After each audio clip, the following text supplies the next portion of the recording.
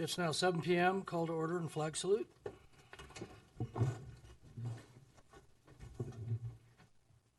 Allegiance to the flag of the United States of America, to the republic for which it stands, one nation, under God, indivisible, with liberty and justice for all.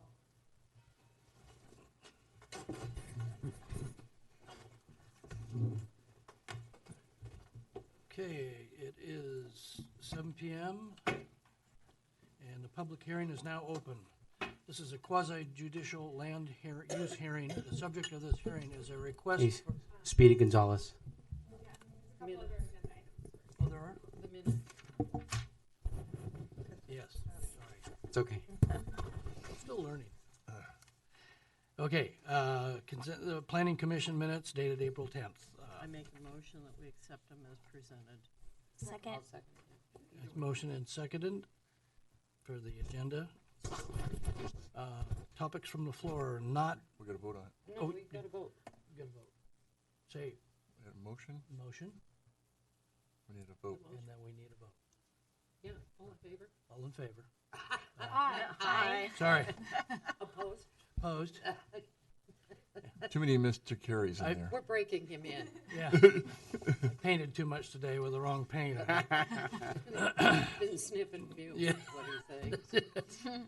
Okay, yeah, moving on now. Okay. Any topics from the floor that are not the public hearing agenda, limited to 5 minutes? Anybody? Seeing none? Public hearing agenda, times earliest start date. 7 p.m., variance setback for 58700 Magnolia Circle, Hugh and Becky Fitzgerald. Now I may move on. Yes. This is a quasi-judicial land use hearing. The subject of this hearing is to request for a variance permit. The subject property is identified on the county's assessor map as 5100 on map 4N1W-BC, 8BC. The applicants are Becky and Hugh Fitzgerald. The owners are the same. Because the quasi-judicial proceedings require observance of certain procedural formalities, we'll take a few moments to cover some preliminary matters that require statements. Does any member of the commission wish to declare an ex parte conflict of interest, or bias in this matter?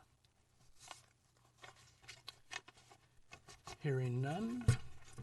Does anyone from the audience object to the ability of a commissioner to make a fair decision? Seeing none.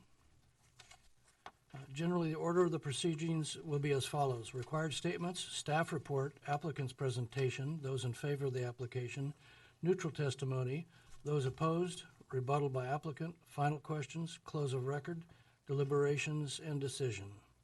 Following statements are required to be made in the commencements of the hearing pursuant to City Code ORS 197.7635. The following is a list of applicable substantive criteria for this decision. St. Helens Municipal Code 17.108.0501, criteria for granting a variance. All testimony, arguments, and evidence must be directed toward the applicable substantive criteria as described, or other criteria in the plan, such as the comprehensive plan or land use regulations, such as that found in Development Code, which the person believes applies to the decision.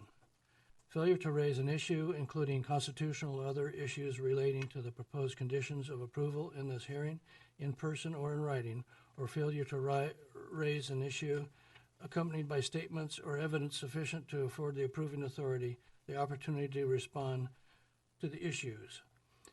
Precludes appeal to LUBA and Land Use Appeals Board on that issue, and precludes any action for damages in circuit court. Do we have staff report? Sure. Thank you, Mr. Chairman. So this is a variance to yard requirements, the side and the front too, technically. It's a little bit of a larger lot for an R7 zone at about 8,600 square feet. And it's a corner lot, but it's also right at the end of a short cul-de-sac. And that's going to help with some of the things that we're supposed to look at with variances. And the variance is to get a carport. Pretty classic reason here in Rainy, Oregon. And so they can't meet the standard yard or setback requirements to do so. So they're asking for a variance from you folks. There's some illustrations in here just to help show you what's going on. And I'm just going to cover the highlights. We always have these standards we have to look at. One of them is there something special and unique about the property? And I think that's, these codes are based on an ideal situation. And sometimes you have lot lines that are very organic, and this is definitely one of those cases. It's a corner lot. It's at the throat part of a cul-de-sac, and I should mention that the variance side is opposite of the corner of Parkwood, which I think is very important. And then because it's a corner lot, there's an additional yard requirement along Parkwood. So I think given the regular geometry of the lot, we can make a finding that there's something weird going on, unique. We have to make sure it's not going to be detrimental, and one of the common complaints we get when buildings are built close to a property line, usually without permits, when we get the complaint, is drainage concern.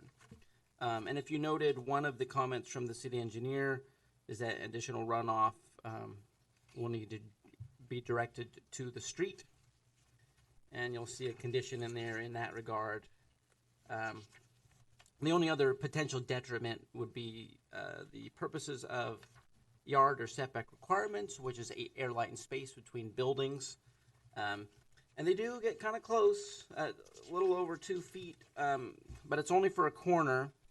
And it, one, we don't have testimony yet, and I don't know if we will, from the neighbor in support or opposition.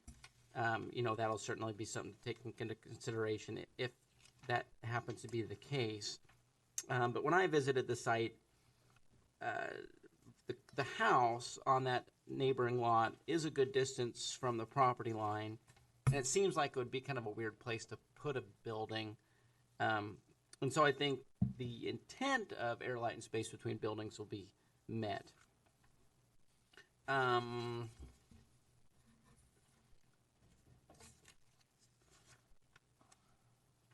What else?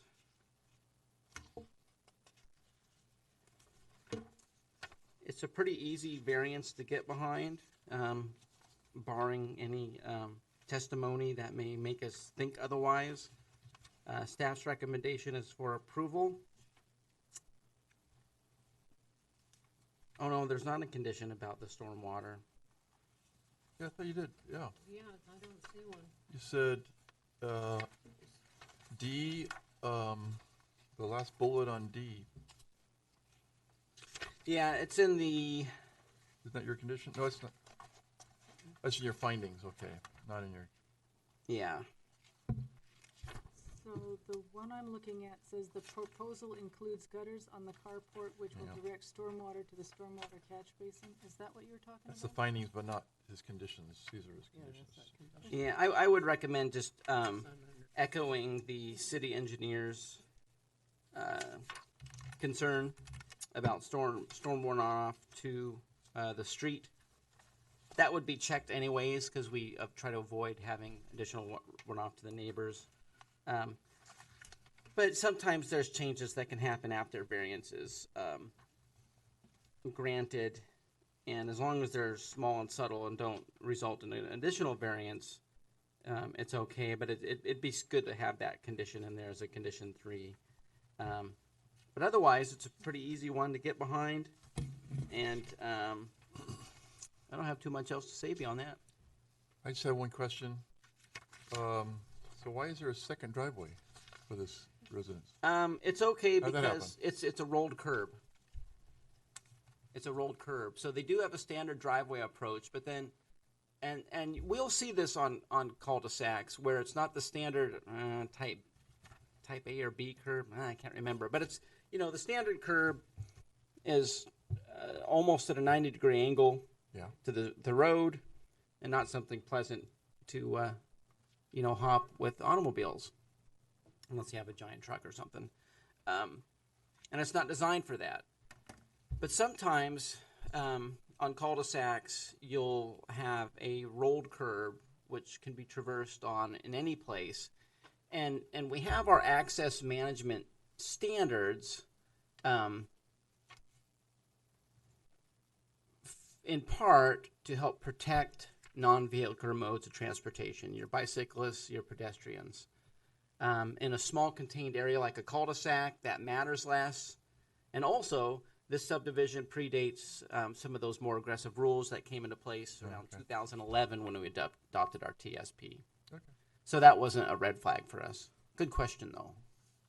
It looks like it's already gravelled, that area they want to put the carport. Yeah, I think they're already using it for a pad, for an RV or something. Okay. So the question, is it okay for me to ask a question now? Sure. The question I have is about the roof structure and how much space will between the outside edge of that structure and the lot line. Oh, okay. Yeah, that's a good question. And so there's a rule that says never, notwithstanding your typical setback requirements, you're not supposed to have anything less than a 3-foot distance. Of course, that's kind of that variance is inferred in this. And there is a plan that shows the structure in general. It does not. If it's 3 feet, though, you've got 5'8" from the wall or the side of it. 2'3". That 2-3. Not much over, hangover is not gonna there's not much, approach on 3 feet. there's not much overhang on these drawings. There's a picture of There is the some, but- structure. Yeah, I'm guessing it's not more than a foot. No, that's what I'm gonna say. So you've got 4'8". The applicant may know because they've been researching the buildings and they're here today. So the dimensions given are for the base, not necessarily for the eave. That's correct. Okay. So yeah, it's an excellent question. Which really additionally makes the gutters that much more important. To make sure instead of the water dripping off into the neighbor's yard with that roof so close, it'll be directed towards the street where it shouldn't provide a nuisance to the neighbor. Okay. Okay, everybody got their questions? Okay, could we hear from the applicants? 2 feet 3 inches. You're on here. Yeah, please come up to the I microphone. can't really see that spot in the picture. State your name and address if you would, please. Here somewhere. It's over, no, it's over here. That's their house. But it's over here. This is, you can't see the house. Do they still already have a fence over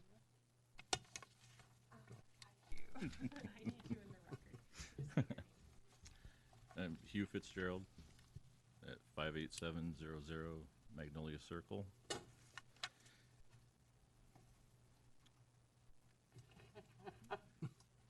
And I just coming to listen to see what you guys want to know.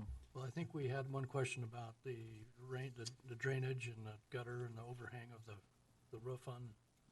Yeah, it will have gutters, and it's going to be routed to the existing downspout tube that goes out to the curb. And so this dimensions that you have in your drawing are the dimensions of the kind of the bases of the carport with the roof sticking out a little bit farther. Is that? Yeah, that's one We're thing that we thinking- didn't think about was the overhang Yeah. on the two sides. So you have the overhang of the house and the overhang of the carport. But if we still figured in 2 feet, that gives us 3'8". Yeah. Because they've got 5'8" between the property line and, To get to the back. so we're still fine. No, you're looking at the wrong corner. That's the 2, back of 3 in the- the back. Back of the carport, it's 2'3". Oh, Be 1 foot, okay. 1'3". 2.3. 2 feet 3. Yeah, it's 2 feet 3 inches at the back of the lot. I had one more question. It looked like you got approval from your HOA for a 32-foot long one. If you're gonna do a 35-foot long one, is that gonna be a problem for the HOA folks? Shouldn't be. Oh, yeah. You go ahead and say that, the mic, because we can't hear her. They said it would be okay, we just have to resubmit it, that it's gonna be a few inches or feet longer. Okay.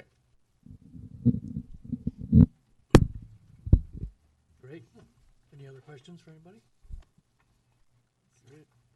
Okay, thanks. Anything more from you? Yeah, just to ease everybody's minds on the runoff, it all runs to our yard.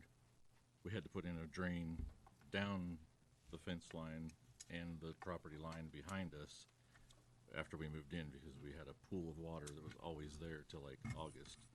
So that drains out to the curb also. Because everything's higher than our lot, and it all settles right there. I see this one sewer riser coming out of the gravel. Is that rain drain? Yeah, right next to the foundation. I think that's fine. No, it'd be in the center of the gravel on that. Maybe No. your rock. I'm not sure I think it, Like it- what that is. the It's thing on that- the overhead that's- now. okay. the firewood and then the Oh. whatever it is.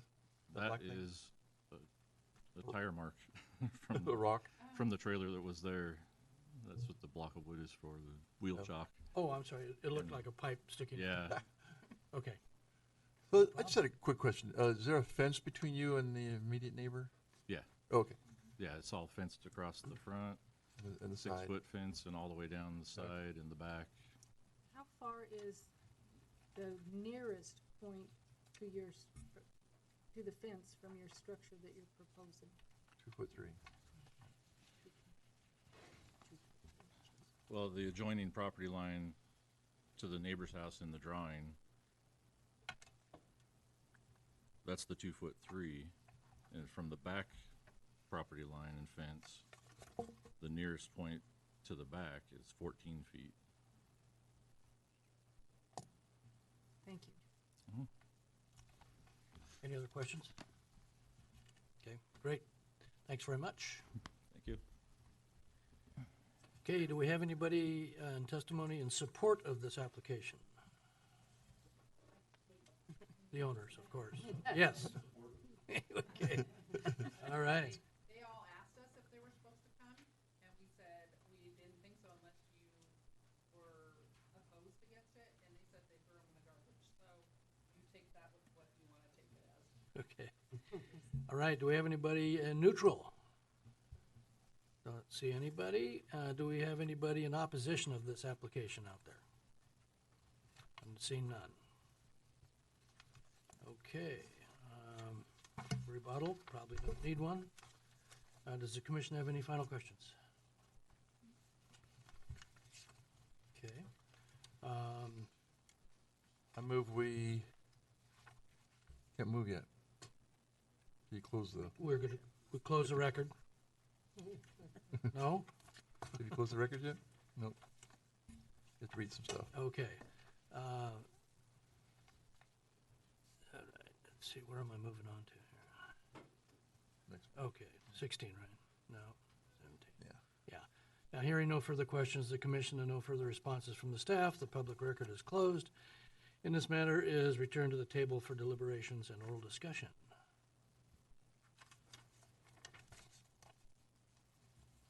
Okay. Discussion? Do we have any discussion? Yes. I'm waiting. No discussion.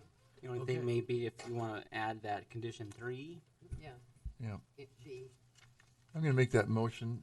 I make the motion that we accept staff's conditions as written with the addition of number 3, including a gutter on the carport, which will direct stormwater to the stormwater catch basin located on Magnolia Circle right-of-way, not onto neighboring properties. I second that.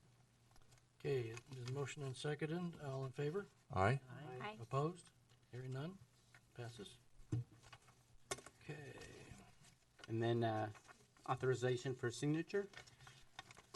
I move we authorize the chairman to, I'll make a motion that we, already did. oh, you Uh, did, second. The chairman sign. Done. Okay. Aye. All- Aye. Done. Nobody's, okay. All right. Done with that one.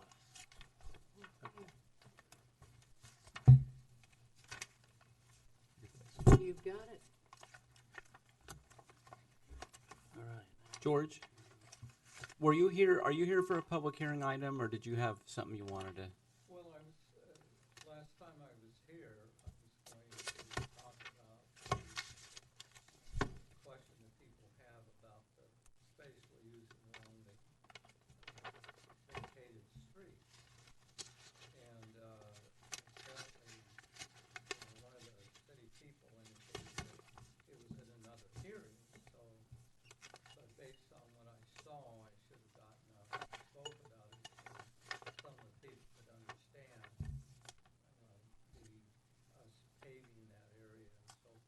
Okay, so did you want to speak as something not, a topic not on the agenda then?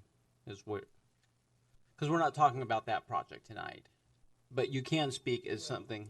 The medical building is there, and Susie Wilson suggested I come. I am in support of that from what I see, but I'd like to clarify the end of that South Road. Okay, so that's if you wanted, we have time before the next meeting, if you wanted to. Well, it'd be if they want to address it as a topic from the floor. Because we can't do the next hearing until 7:30. We had It's- finished yours. And they were signing. Yeah. You're done, yeah. Yeah. Yeah, you've been approved. Because right Thumbs now. up. You're they done. just had- So, good seeing you. I figured he was not here for a meeting, so that's why we had time. I just wanted to see. Yeah, what that's his- fine. Up to you, or you can cover some other stuff. Do you feel it should be brought up now, so we get it in the, Um, I don't even know what you're talking about. Can we set a 5-minute limit on it so that we get into the other one? Well, we can't till You're the- 7:30. Mr. Chairman? We've got time. Well, let's hear it. okay, We got other- can we you got other come things up, to take care of. George, to the, I don't see the map that you've had up there before, but years ago in 1983, Skip Baker, I called him regarding building another building on the property, which has the Windermere Real Estate, and then a hair place, and then my sister's building, Allstate Insurance, which I built in 1983. And he indicated we would need more parking space, and so he suggested we purchase South Road. And I said, well, I see it's been vacated. And he said, well, it has. And I said, well, then we can use it, right? And of course, there's a, you mean not vacated? yeah. Okay. In other words, it would never be used, and in terms of a road. Now, there's a fire hydrant in the middle of it, okay. So anyway, Skip asked me to buy it. I said, why should we buy it if we have use of it? Because we have other properties with that type of situation. So anyway, I went and paved it, and I built the new building, and we're suffering sometimes for the parking area now. So Carl, who's building the other property, was going to take over our property, put a road down the middle. It didn't work out with Safeway. So anyway, here we are with this road, which I can show pictures of anybody who wants to see them, regarding the use of that parking. We paved it, we striped it, and it's been that way since 1983. Sometimes it's completely full. And so Carl kind of worked with us in stopping any kind of situation where our road is. And we're only using mostly half of what that access street is. And so I'm here to make sure that you guys understand that that's very important for us to maintain that space, and Carl's willing to do that as well and understands the situation. Do you have any questions regarding that? I do pay property taxes on the pavement, even though it's on South Road, or whatever it's called now, the vacated road. So this is the Violet's Villa project. Yeah, but who's Carl? Carl Ivanov is the principal property owner. I mean, Carl's for saving it. He understands it, and he's trying to avoid that. And so George has talked to me about it off and on, since they've come in. And if you recall, I had an exhibit that showed that when that project went through, because he has some parking improvements that extend about halfway into that right-of-way. And one of the conditions that we put on there was that South Road would extend as a typical road up to the easternmost point of vehicular access, and then the area in between would need to at least be just a multi-use path to connect the end of that road to the US 30 sidewalk. And in a perfect world, it'll all work out and you won't lose what you have currently. Well, I kind of like the idea of the path next to it too. We may have to fence it. There's a lot of vandalism that occurs because people cut that corner and go in between to the village, if that's what it's still called. In fact, my sister had her laptop stolen 3 days ago. Oh, wow. There's a lot of stuff that goes on there, and thank goodness it's going to be developed, hopefully, to prevent that. But anyway, does anybody have any questions regarding that situation? I should have spoken last time, but I was told it would be at another hearing by another of the city workers, and so I didn't say anything, but that was my mistake, so.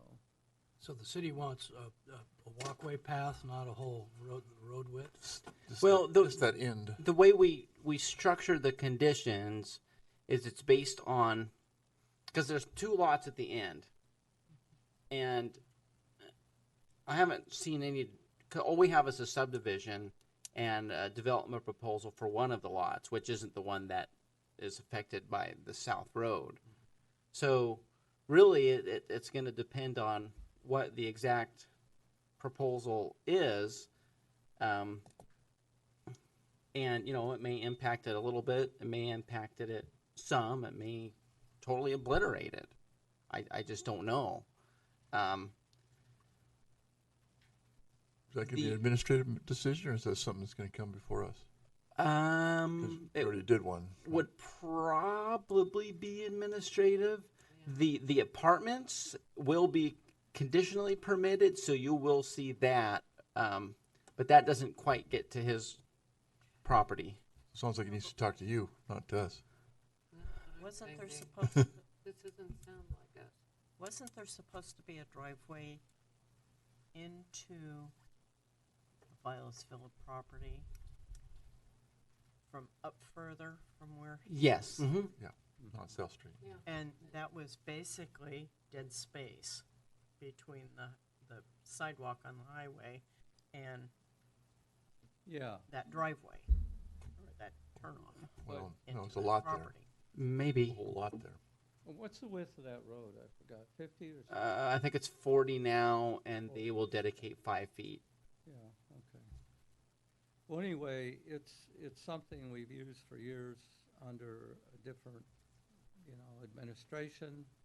I could have purchased that, but we have other property that has been vacated that we haven't purchased, and so anyway.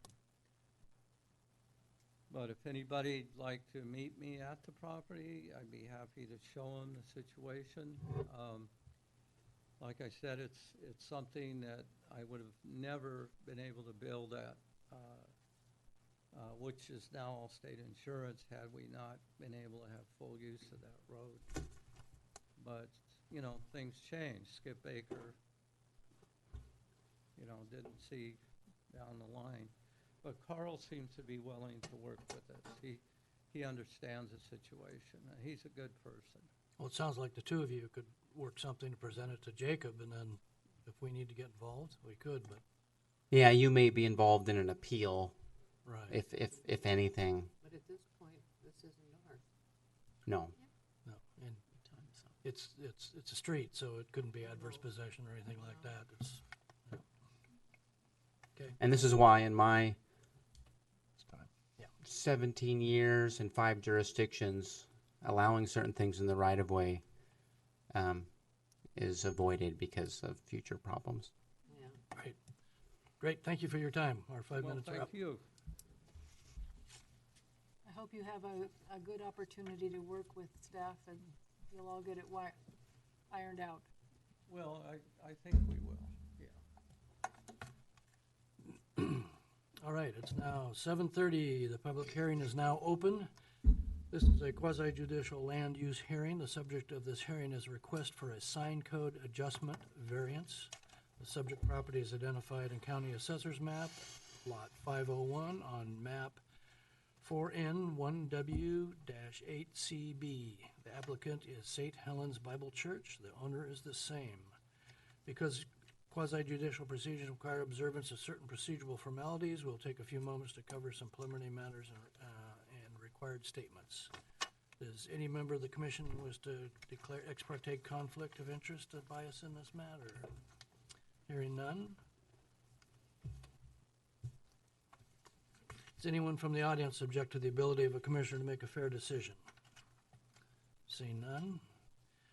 Generally, the order of the proceedings will be as follows. Required statements, staff report, applicant's presentation, those in favor of the application, neutral testimony, those opposed, rebuttal by applicant, final questions, close of the record, deliberations, and decision. Following statements are required to be made by the commencement of the hearing pursuant to the City Code, ORS 197.7635. And the following is a list of applicable substantive criteria for this decision. St. Helens Municipal Code 17.88.135, sign adjustments, variances. St. Helens Municipal Code 17.108.050. 1. Criteria for granting a variance. All testimony, arguments, and evidence must be directed towards the applicable substantive criteria as described or other criteria in the plan, such as a comprehensive plan or land use regulations, such as that found in the Development Code, which the person believes and applies to the decision. Failure to raise an issue, including constitutional or other issues relating to the proposed conditions of approval, in person or in writing, or failure to raise an issue accompanied by the statements or evidence sufficient to afford the approving authority an opportunity to respond to the issue, precludes an appeal to LUBA, Land Use Appeals Board, on that issue, and precludes the action for damages in circuit court. Okay, staff, what do we have? Thank you. So this is a sign code adjustment, which is just a fancy word for a sign variance to allow a larger sign in both its area and height. And for those of you who have been around a while, you may remember the annexation back in 2010 for this property because it had abutted the ill-fated hospital project property, which was in city limits. That project extended the sewer line in close proximity to this property. Yeah, there's the map there. And so they needed to connect, and we annexed them. And fast forward to today, they wanted to put up a sign, and they ran into some roadblocks with our sign code. And the main issue was we have two different sign districts when we apply the sign regulation. There's the residential sign district and then the commercial industrial one. And because they're in a residential area, predominantly they fell into the residential category. Now, as far as county versus city rules, there is a little bit of advantage in having worked for the county. And in fact, I called them today to confirm what I remembered. So when I worked there, what we would do for sign decisions is say that signs need to comply with the codes of the applicable city if it was in their urban growth area. And so even though the county may have been more favorable, usually we went with the most restrictive. In fact, I even remember walking over here and, well, what do your rules say? And so it may have applied regardless of whether or not it was annexed. But it was annexed as residential. There's a church that's been on there for a long time, And one important factor is this church is about 400 feet away from the street. So it's pretty far away, which you wouldn't normally see. So the issue that we have is for a church, a monument sign is allowed, but normally the maximum area is 16 square feet and 6 feet in height. And what they hope to have is one that's about 40 square feet and close to 8 feet in height, 7.9 as it's stated in the staff report. So a little bit bigger in both regards. And one of the reasons why the code has different provisions is you expect to see more signage and more sign pollution in a commercial industrial area. More signs, you need more area to kind of distinguish each sign from each other, whereas in a residential district, things are supposed to be more subdued. Although in the case of Millard Road, there's hardly any signs out there currently. So one of the things that you need to think about then is if you believe that a larger sign would adversely affect the appearance of the area. Would it detract from it or not?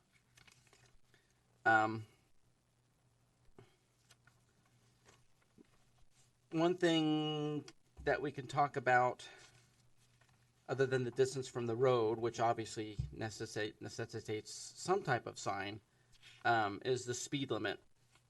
And that's one of the things to think about is would a larger sign help with visibility? But another thing to think about are road signs. Road signs are frequently less than 16 square feet in size and clearly convey the message based on contrasting colors and font sizes and stuff like that. And if you look at the proposed design, I think they're going for a certain aesthetic in the font and such, which may warrant a larger sign if you feel that accommodating that font, which may not pop as you would see in a typical traffic sign, where a smaller sign could work. So those are some things to think about. Another important factor is safety, and being a higher classified road with more traffic than your typical local street, vision clearance is that much more important. And there's a 35 by 35 triangle, which is mapped out, so I don't have to try to describe what that means on the report. So if you approve it, we do need to make sure that the sign complies with the vision clearance rules. And that's not something we can really get a variance from for the sign code adjustment. I suppose you could, but I don't know what the basis would be in this case. So the location would probably move further from the driveway or the road than as depicted here. But you can still get one close to the road if the variance is granted. So it comes down to, should you allow a larger sign than would normally be allowed in a residential sign district, really. I don't know if I have any serious heartburn about it either way. If someone asks, hey, how come they got a sign? Well, they applied for a variance and it was granted. And the recommended conditions are all pretty typical boilerplate stuff that we usually see in sign permits. And the revision, a revised plan for the vision clearance areas in there. I think that's all I have to say. Great. Do we have any questions of Jacob? Okay. Could we hear from the applicant? State your name and address, please. My name is Oscar Eisenschmidt, and I'm representing St. Helens Bible Church in this. So, the reason that we're applying for this adjustment or variance is because the speed limit mainly and the visibility of the sign from the road, I believe, necessitates a larger sign. There were a lot of things that Jacob said in regards to road signs being more visible with a smaller font, but in the research I did on informational signs, they actually recommended minimum sizes of 4 inches for lettering for 35-mile-an-hour roads and 6 inches for 45-mile-an-hour roads, if I remember exactly correctly on that. And the size of the font in the proposed sign is actually only 3 inches. So the size that was chosen was based on the amount of text that needs to go on the sign. It's a very long name. St. Helens Community Bible Church is a very long name, and so in order to fit all that on there in a reasonable size and aesthetic, this is the size that the sign would need to be. In regards to the height of the sign, the grade of the field off the road there is actually, it's almost it's about 1.5 feet lower than the road grade itself. So some of that height is to compensate for the lower grade of the field just off the road. In regards to the apron of the 35-foot setback, there's no problem with that. We'll put that wherever the sign needs to go to get it far enough away to create the visibility necessary. That's fine. But the height, it ends up being about 6 inches taller than the 6-foot height requirement, based on the grade difference there from the road down to the field. And then the actual square footage of the sign face it's only 36 square feet. So when I made the request, I actually requested that we would be judged according to the county ordinance, because the county ordinance is 40 feet. So that's where that 40-foot number came from. But we're actually a few feet below that 40 square feet. So we're at 36 square feet with the current design. So I think that's it. That's all I got. Great. Thank you for presentation. We will ask if anybody out there in support. Anybody have any questions for him? Oh, did you? I thought you'd speak up if you had any questions. Any questions? I don't. I had a question. Okay, sorry. On the proposed sign, you have St. Helens Community Bible Church. Yes. And then below it, you have St. Helens Bible Church. Do you need to duplicate that twice? Is that a website? Oh, that's the website. Yeah, I'm sorry. So the St. Helens Bible Church is actually a web address. Yeah, it's hard to see this in the small print here, but and it'd probably be hard to see on the road too if this print was smaller. So that's a web address down there. Okay. So Any other questions? I'm gonna reveal my ignorance here. How far from the road would he have to move this exact same sign in order to not require a variance? Oh, down off I'm sorry. the triangle. How far Only- would he have to move the sign from where he's proposing it to avoid needing a variance? Well, the variance is to the height and the area. They're not requesting an exception to the vision clearance standards. Thank you. Okay, got all our questions? Great, thanks very much. Sure. Oscar, is it illuminated? No, it's not. Okay, is there any signs on the church that are illuminated? I mean, I've driven up that road 1,000,000 times and I didn't even know you were there. Right. Yeah. It's set so far off the road. It's really which is one of the reasons this project was proposed. So. Okay, I just wanted clarity. Great. Do we have any testimony in favor of the application? Yeah, I have just a few little things of clarification. It is pointed out that traffic signs, street signs are easily visible from the road. I'm- Generally not set back 35 feet. I'm sorry, I need your name for the record. Somebody could take the mic up to him. Yeah. It's mobile. Yeah. Could have done that earlier. Yeah, thank you.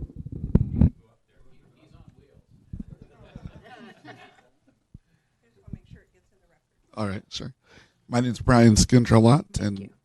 so yeah, I just wanted to point out that it was mentioned by Jason that traffic signs are easily visible from the road with smaller font and smaller surface.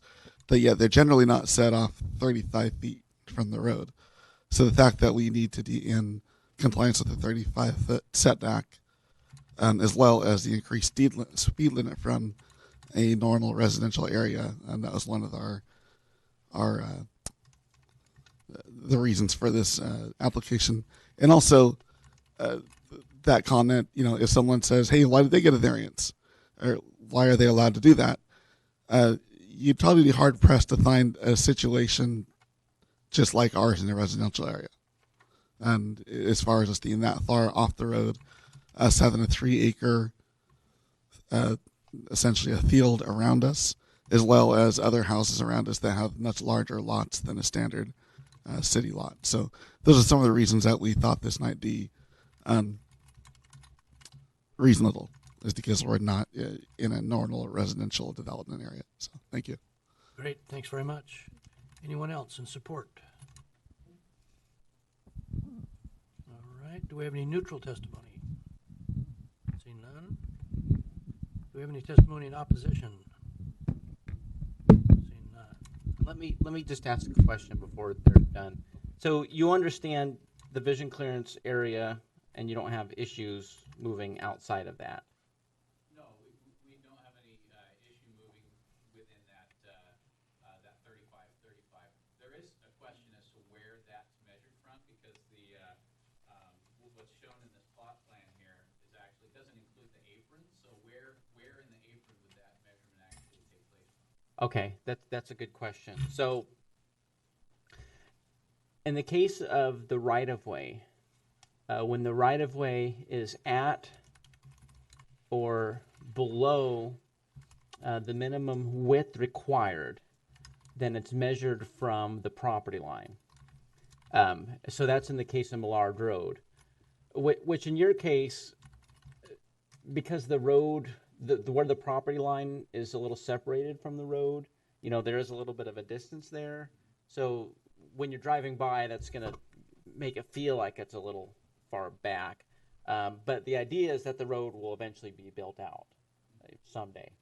And hopefully this sign's still there, so all this makes sense then. So then in the case of the driveway, it's the edge of the pavement or the edge of travel. So that's where you basically draw your 35 up the driveway, up the right-of-way, connect the dots, and that's the sacred vision clearance area. Yeah, we don't have any problem with that. Okay, I just want to make sure that's all clear before, while you still have a chance to talk. Okay. We,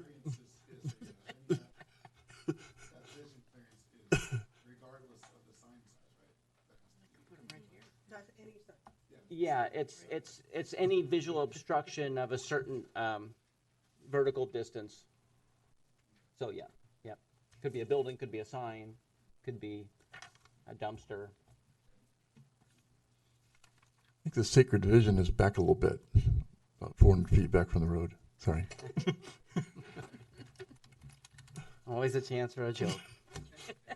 do we have any final questions? All right. Hearing no further questions from the commission and no further responses from the staff, the public record is closed, and this matter is returned to the table for deliberations and oral discussion.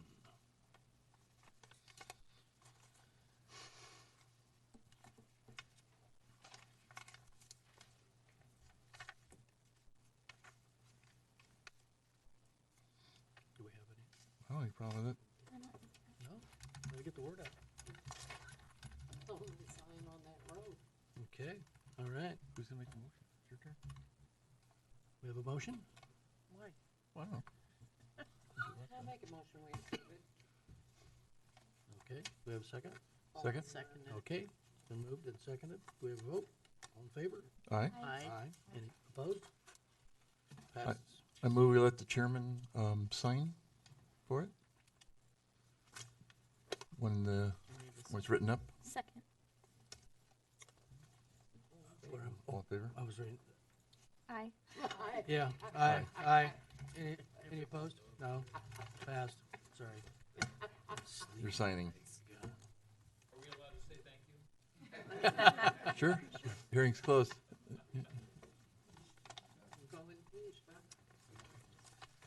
Oh, thank you. Do-do-do. We approved the signing, right? Yeah, there's 9 minutes. So we could kind of cover some of those. Yeah. ones and get 'em out of the way. Would we like to delve into anything else while we're waiting? 9 minutes. Oh, are we taking a break? I'd like to get some coffee. Okay. Quick break. The next hearing's at 8 o'clock. It's a good idea. Everyone's mic's still live. Turn your mic off. Future development. Oh, that one. Turn your mic off.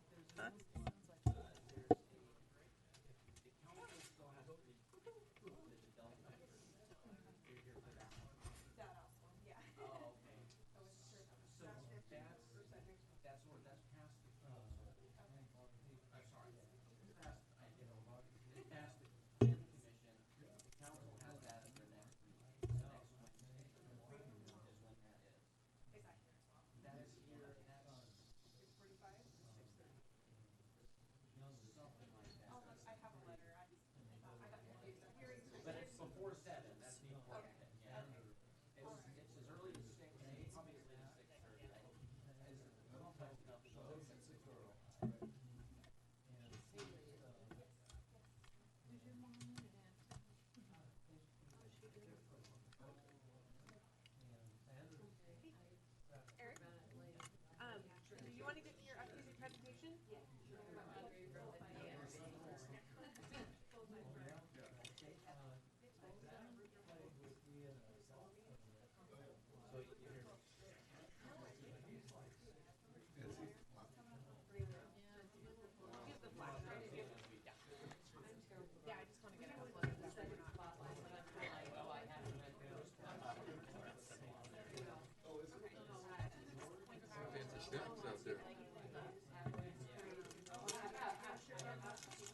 Thanks for the fancy snacks. Ooh, that stuff is the best.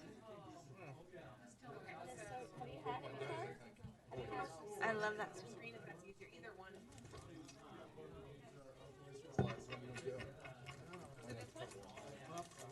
Might need popcorn. Anybody. This one gonna be the one? Okay. But you can want me to open the other ones as well. I can just leave those. Okay, I think you should address that in your Yeah. I can do your and then afterwards, yeah. I can do that. That way, if anything else comes up, you'll have that. Make it contiguous. So I'll go ahead and open that one, and then the response file is that one.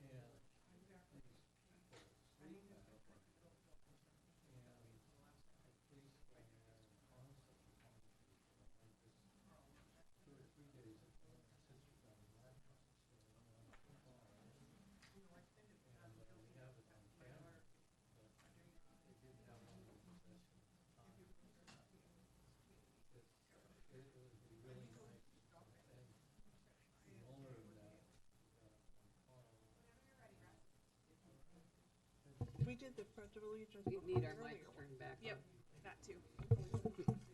Right, it is now 8 p.m. The public hearing is now open. This is a legislative land use hearing. The subject of this hearing is the amendments to the St. Helens Community Development Code. The applicants are Eric and Linda Zoll. Because the legislative proceedings require the observance of certain procedural formalities, the commission must take a few moments to cover some preliminary matters and required statements. Does any member of the commission wish to declare a conflict of interest or bias in this matter? Seeing none. Does anyone from the audience want to object to the ability of a commissioner to make a fair decision? Seeing none. The rules for conduct of the hearing are set forth on a handout on the table in the back of the room. Generally, the order of proceedings will be as follows: required statements, staff report, applicant's presentation, those in favor of the application, those opposed, rebuttal by applicant, close of the hearing, close of the record, deliberations and recommendations.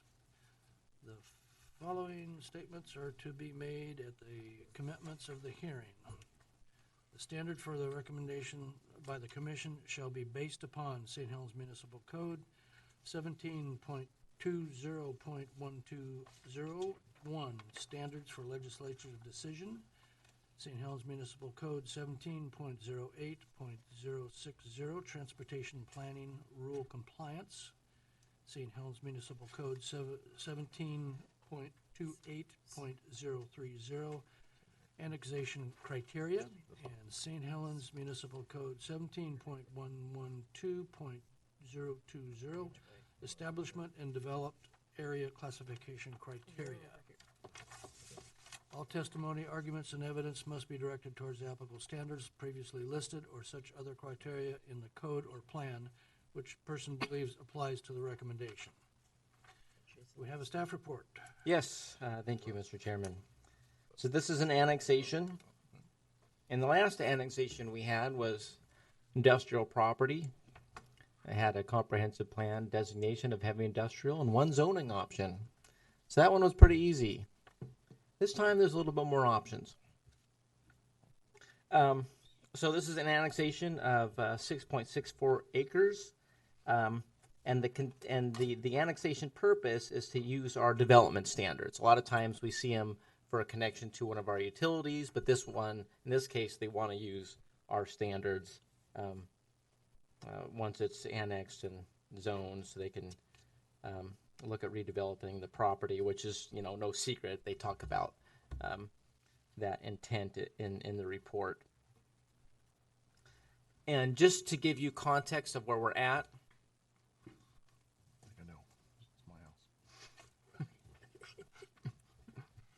I know you all missed having the zoning map here, so I drug the one down here that I keep in my office. That's why it has writing all over it.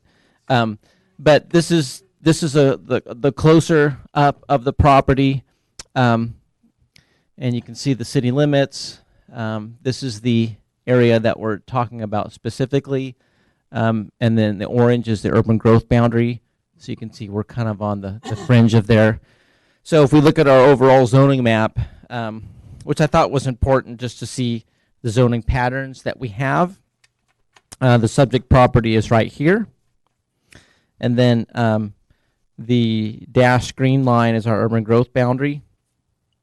And so anything within the urban growth boundary that doesn't have a color to it is not within city limits. And so, you see a bunch of yellow, that's in city limits. When you see the white, that's outside. And so the subject property is in the county, but within the urban growth boundary. So that's where we're at as far as location.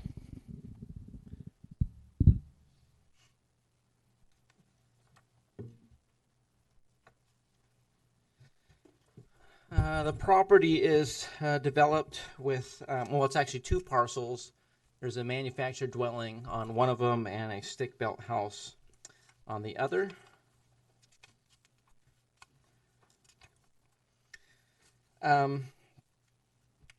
Now let's talk about all those options that I referred to.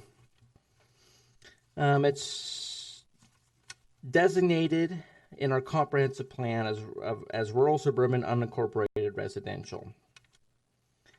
And I'm on page 5 of the staff report. if you want to kind of understand what we're talking about.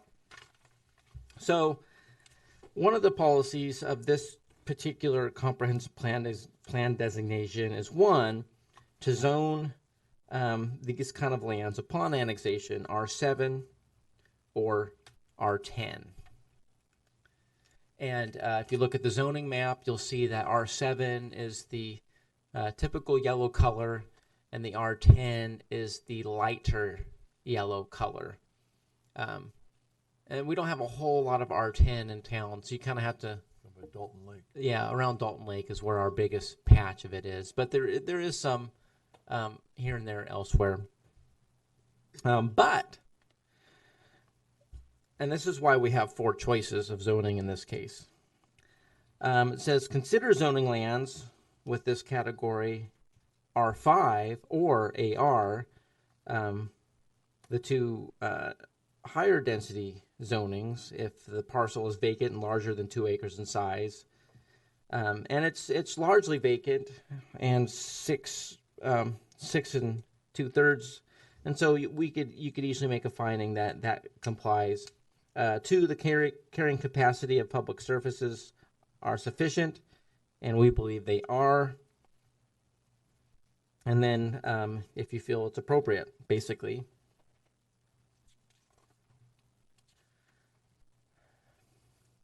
Well, let's see what else. So determining the zoning, and this is a recommendation to the council. This is not your decision. So you're making a recommendation to the council. But that's one of the big areas that we need to look at.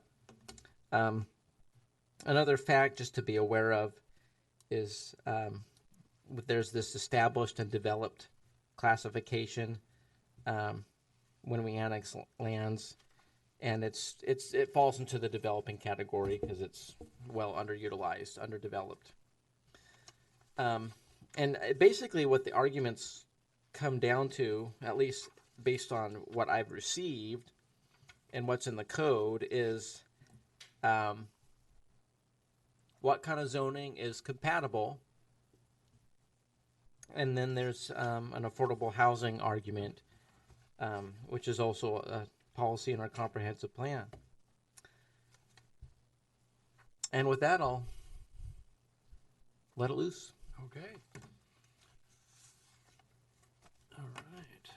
Do we have any questions of Jacob? All right. Could we have the presentation from the applicant?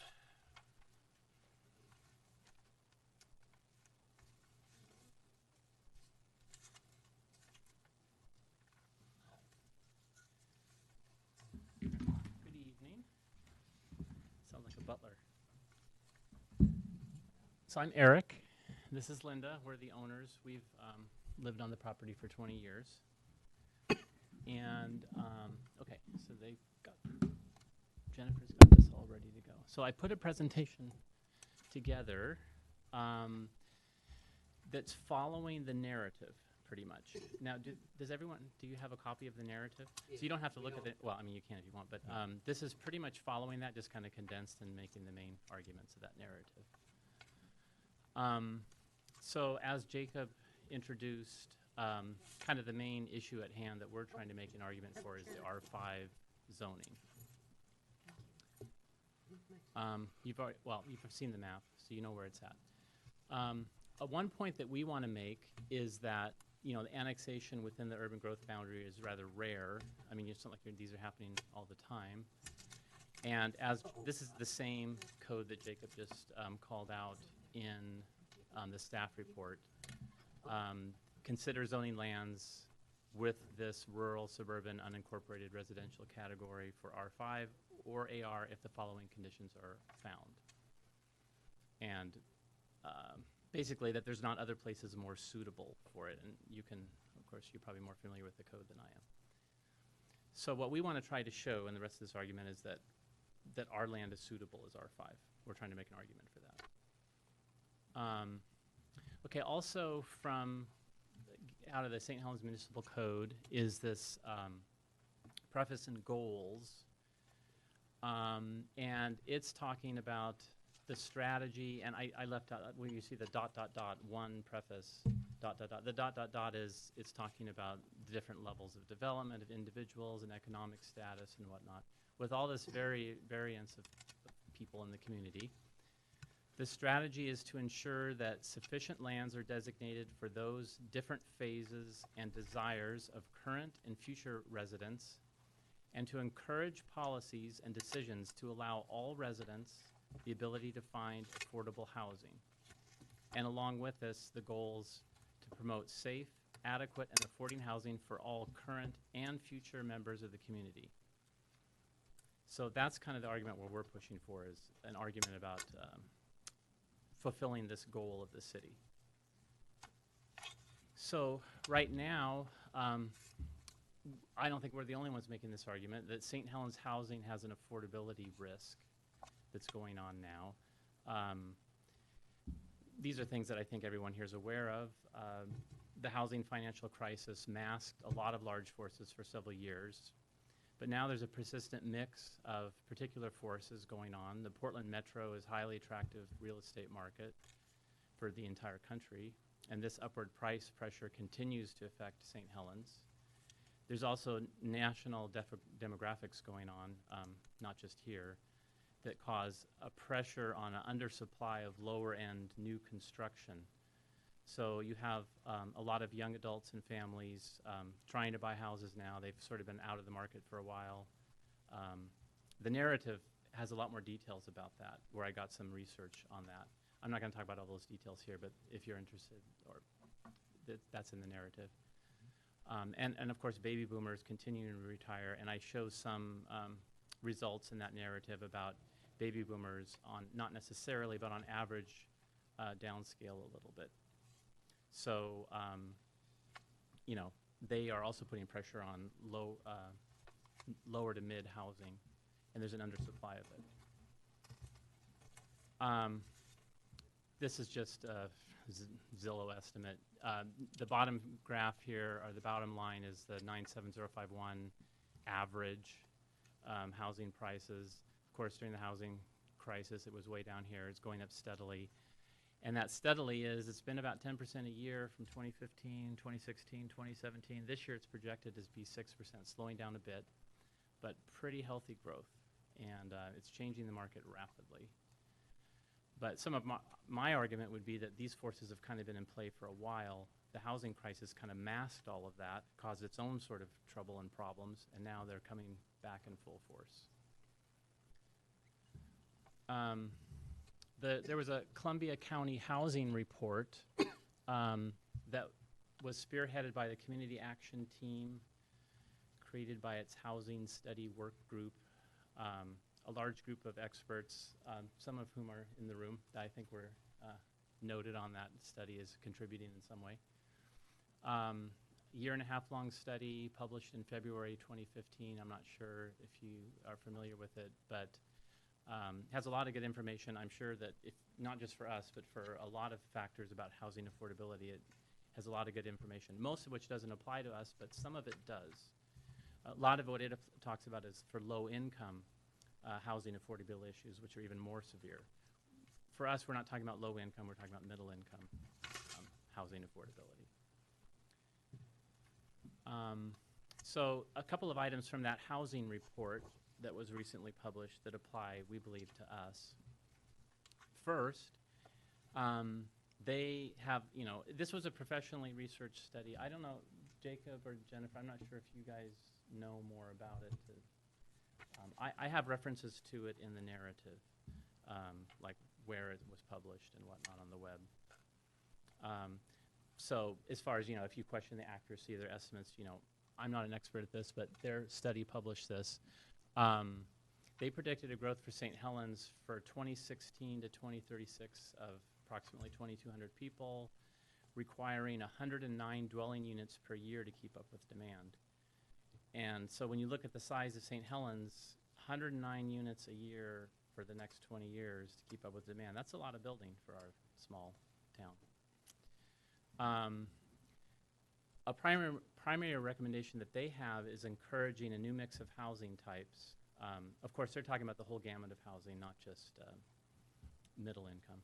Multifamily, attached single family, and particularly along with smaller size as a way to produce less expensive housing units. They also describe single-family attached housing in particular as having many benefits, including maintaining a neighborhood character, private entrance, parking, and a yard, all while consuming less land and achieving better affordability. And then also, single-family attached housing is specifically called out as a principal opportunity in St. Helens for R5 and AR zoning as a method to increase affordability. So why is it that we want R5? It allows a mix of single-family detached and attached homes. If it were zoned R7 like the neighboring subdivisions, we would not be able to build attached homes at all. It allows more housing units to be built on a precious resource, buildable land within the urban growth boundary. It solves an undersupply problem of smaller, more affordable, high-quality new construction. So it starts delivering that a little bit more. And it has a higher overall profit for the same project. So it would allow a developer to dedicate some common green space for valuable neighborhood aesthetic and still make the same profit, in other words, or even slightly more. Right now, I'm not aware of any comprehensive study about available land that's within the and zoning, what's available for building.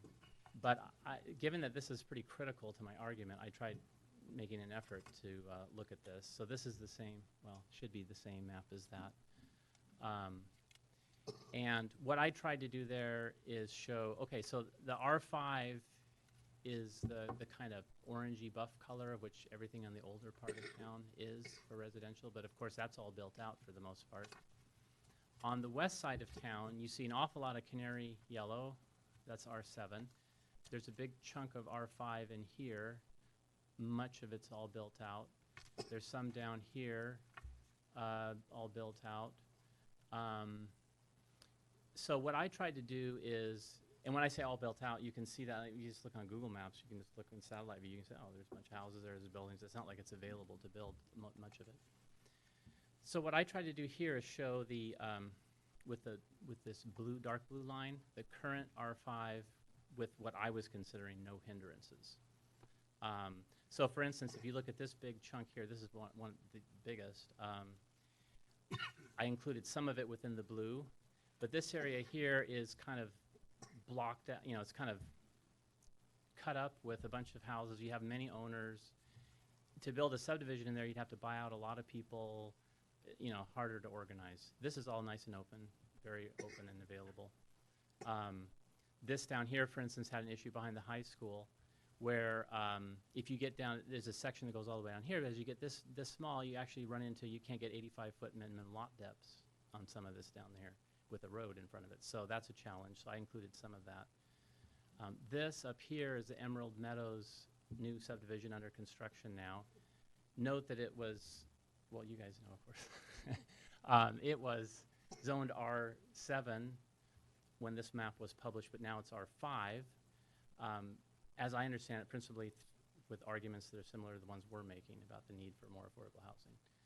So anyway, I added that up, and I came up with 28.3 acres with these three big chunks, with the same density we're planning, which is a mix, in our concept plan, of 75% detached, 25% attached, 150 homes. These are just kind of estimates here. 3-year supply, assuming 45% supplied by R5. I guess the point of all this is that there's not an abundance of R5 that's really open and developable in big chunks like we would be providing. This is us up here in the red. And then right behind us is a big chunk of what is now forest land in the urban growth boundary, part of the county now, same designation as us, the rural, suburban, unincorporated residential. They could do the same, they'd be in the same position as us at some point in time, presumably. And we're considering that as, or would like you to consider that as potential annexation with full or partial R5 in the future. It's a big chunk of land. all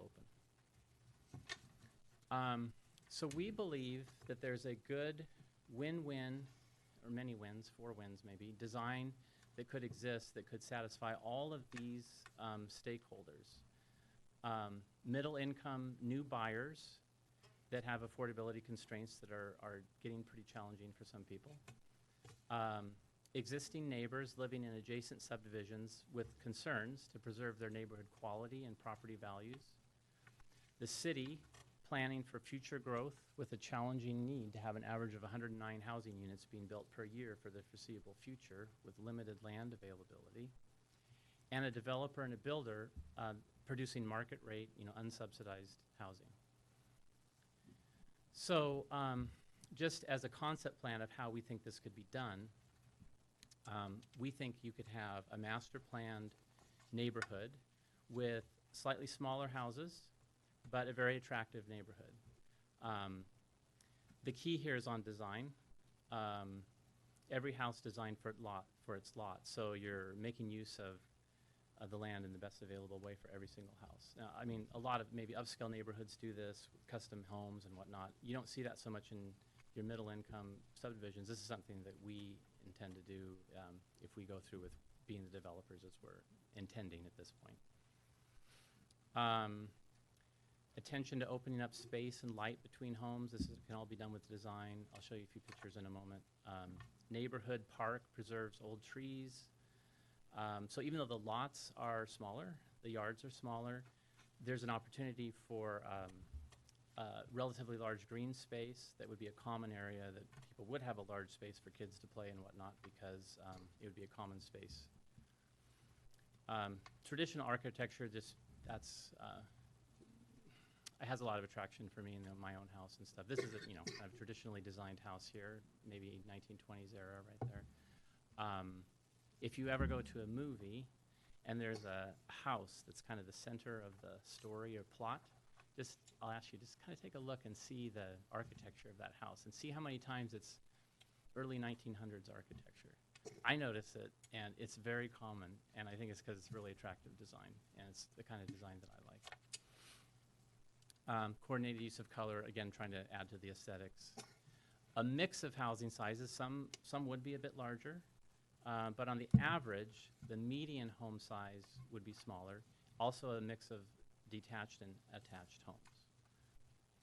So here's kind of showing some design work I did in this concept plan.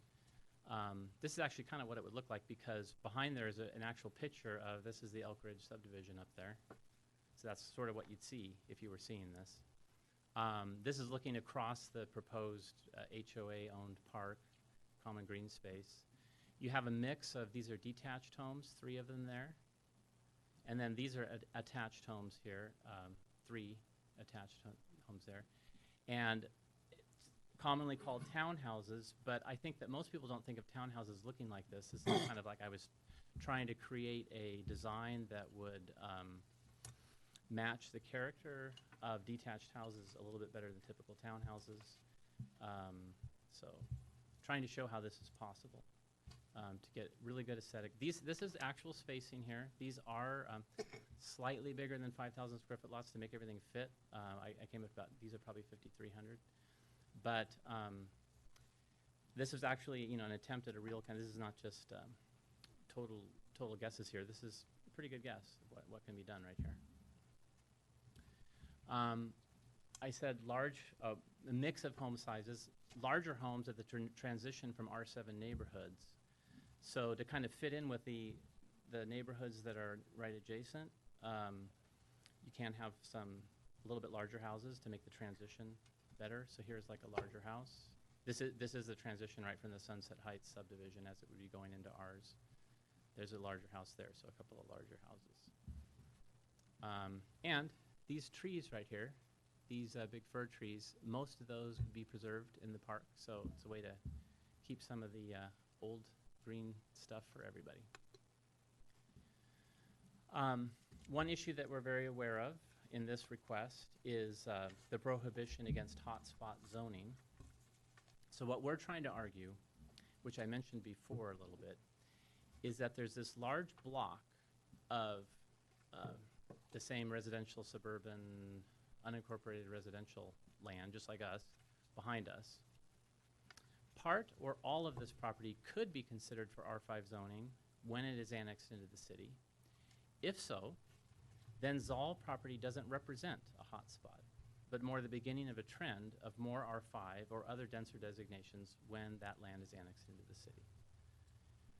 So our conclusion is that with rapidly rising home prices in St. Helens, driven by even higher prices in the Portland metro real estate market, it's already created a housing affordability problem.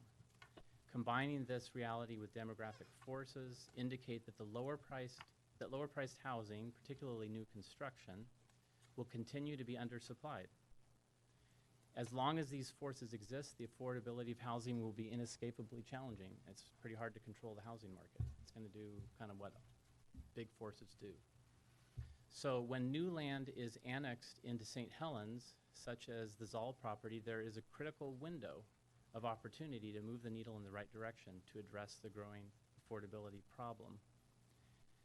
So per the code that was mentioned before and that Jacob cited, as far as an option, the zoning assignment for R5 for the Zoll property does fit what is allowed by code and the comprehensive plan.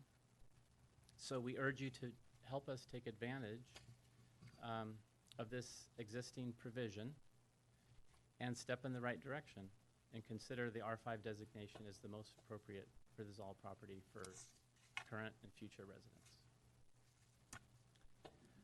So that's, oh, yeah, this is just kind of like a concept plan from the top where the roads, this is one subdivision here, Sunset Heights, Elk Ridge to the north. There's already a barricade there and a barricade there, so it's kind of obvious that the road has to kind of go through and connect somehow.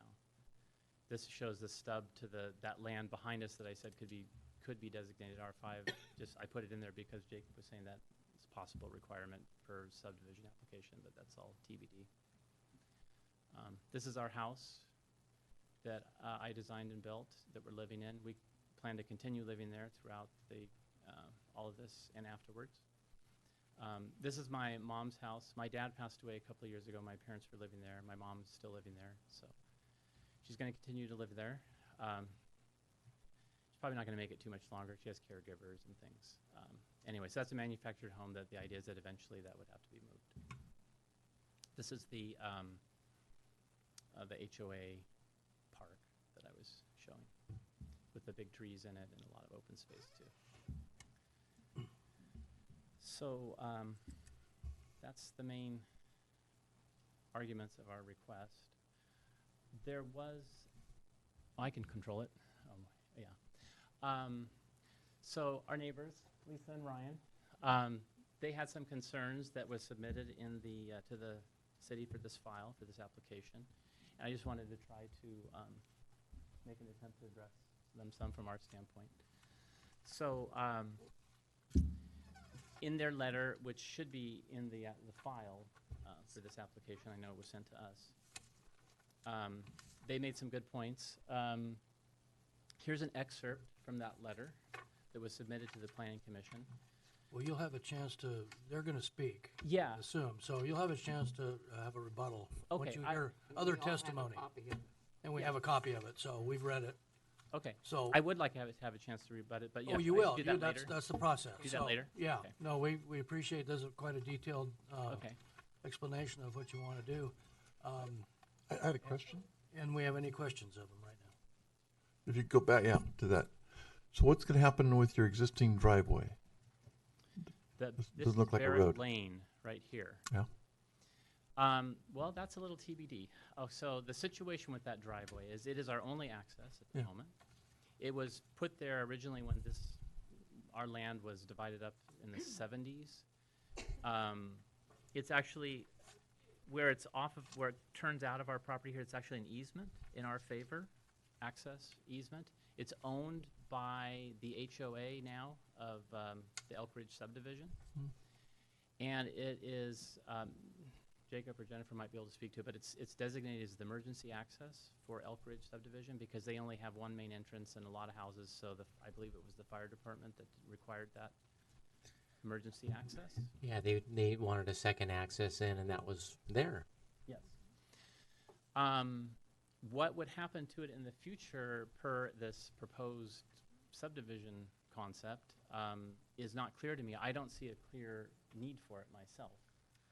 Yeah, I don't know. and so You really know how to I've do it seen this. this layout, but other than just some basic, street connection, street stub to the east, we haven't really. It's not really a part of this. No, question. we haven't dug deep. I I'm wanted just to make curious. sure. And thinking about, well, what do we do with that Barrack Lane? There's some stuff going around in my head, but it's beyond the scope of the annexation. Yeah. Okay, do we have anybody else? Any questions? Great, thanks for your testimony. Okay. Should we stay up here? 'Cause we're gonna do No, you'll come back. You will come back. Okay, testimony in support of this application. Do we have anybody out there? All right. Anybody in opposition? Please come up now. Or neutral. Oh, neutral, sorry.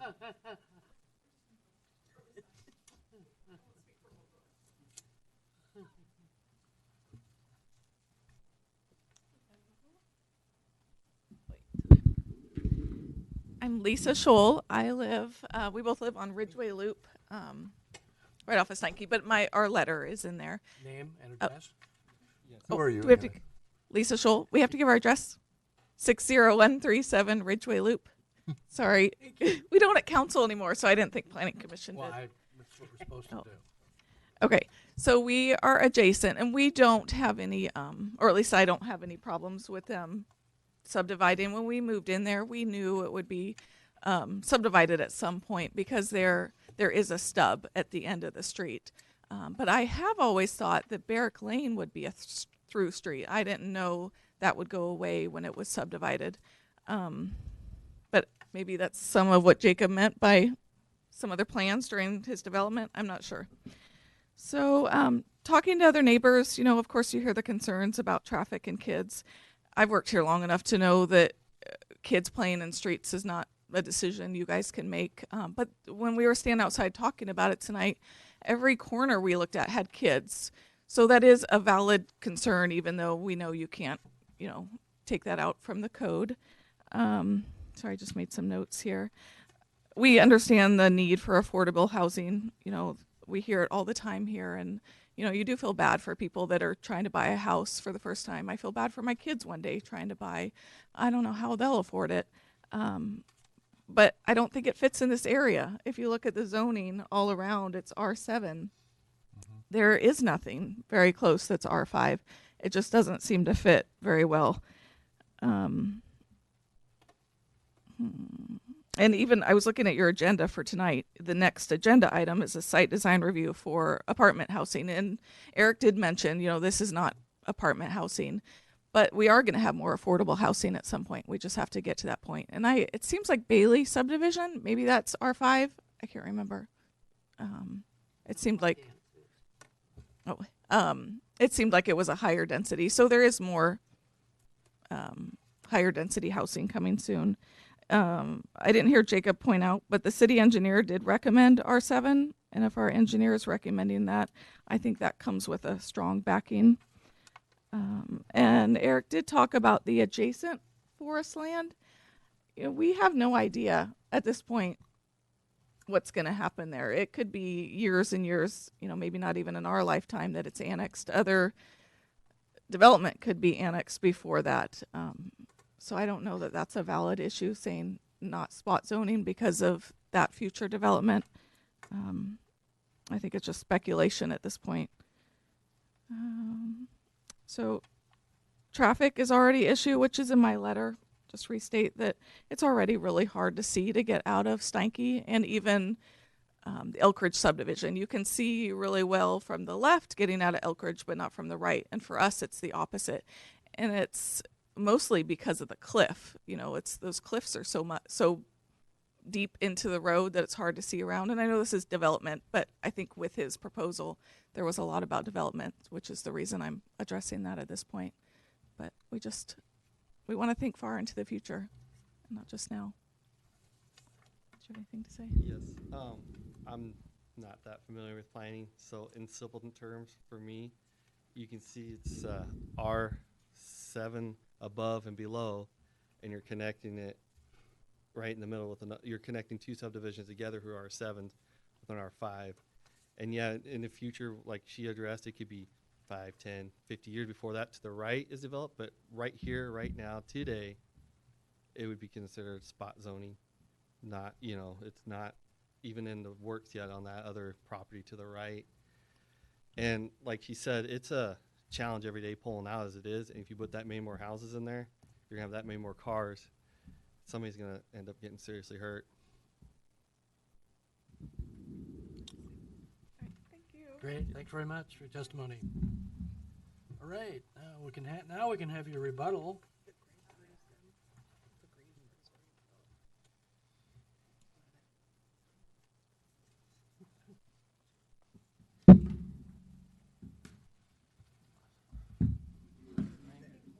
Yeah, they are pulled up. Right. Oh, I'm sorry. Yes, I did. Sure.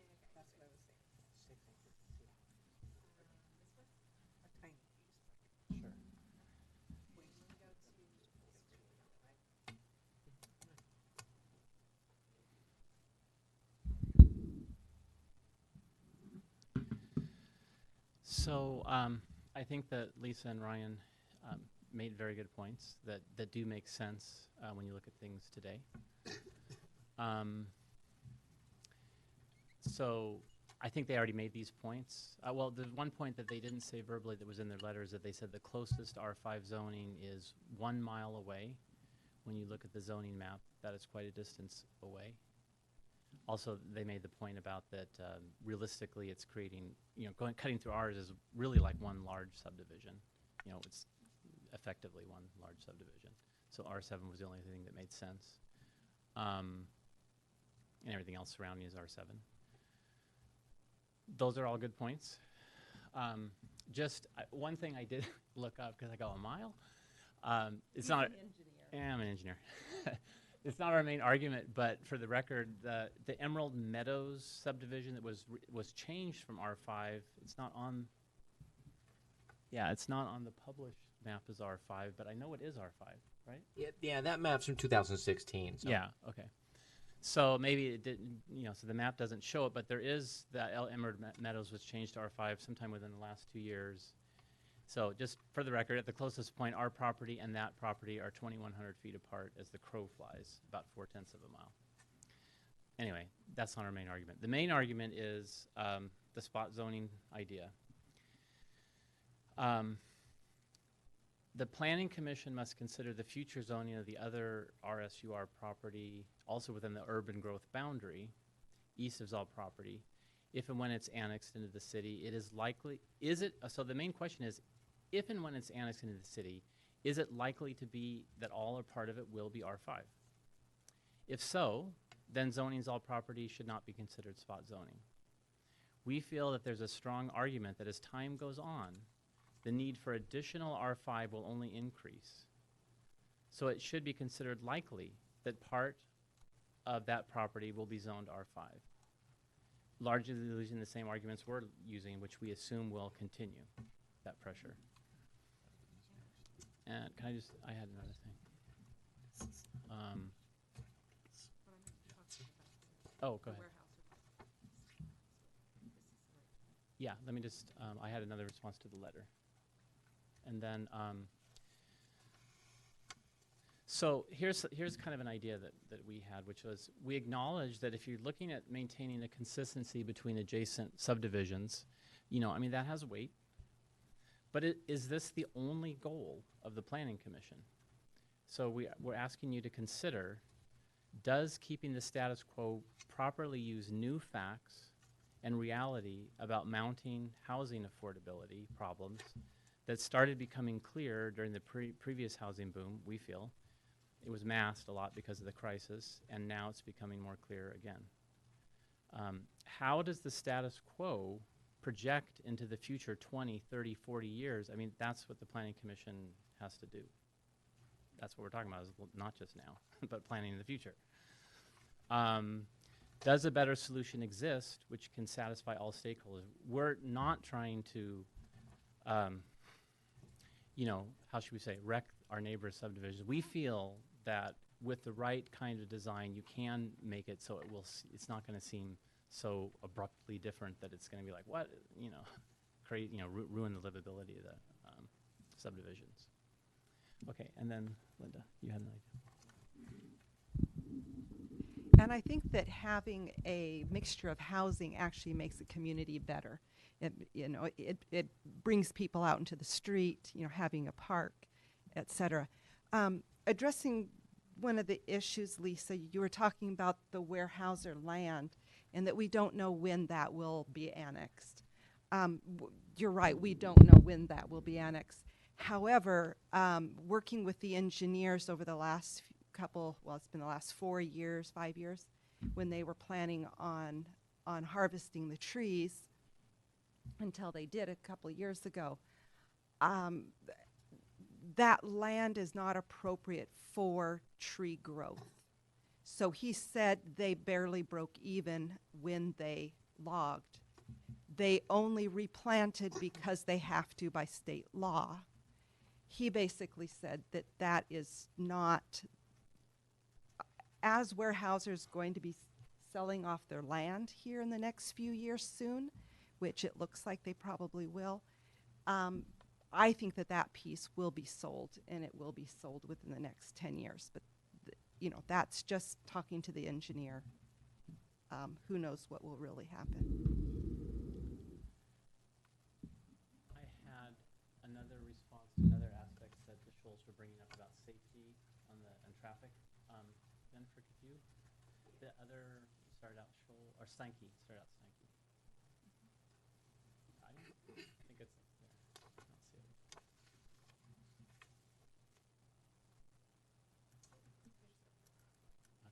there.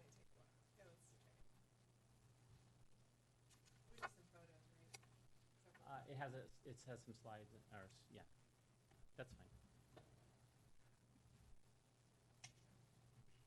So as Lisa and Ryan were saying from their letter, turning left onto Hankey Road is risky. There was a mirror which really helped, but they keep getting broken. And the zoning the property at higher density will just add more traffic to an already dangerous intersection, were some of the excerpts from that letter and their testimony. So our response to that is, first, we agree there is a visibility problem when you're approaching Hankey Road from Steinke Drive and then turning left. The second point is Sunset Heights has, I think it's 42 homes. Our property, we're thinking, if we were building and able to get R5, about half the homes would exit that towards the to the south, and about half to the north, just because of what's the closest. People would tend to go to the closest exit. So I think realistically about 15 of the homes would be routinely using the Steinke Drive exit. So we're talking about like a 30%, if that were true, 36% increase in traffic. And we don't see how this increase in traffic changes the fundamental problem of that intersection, which is a problem, but you'll see a picture in a moment and you'll see why there's a problem. So the third point is that, when a subdivision application for the Zoll property is made, a traffic impact analysis would be required. And we hope that a fair and objective analysis of any and all traffic impact would be addressed at that time.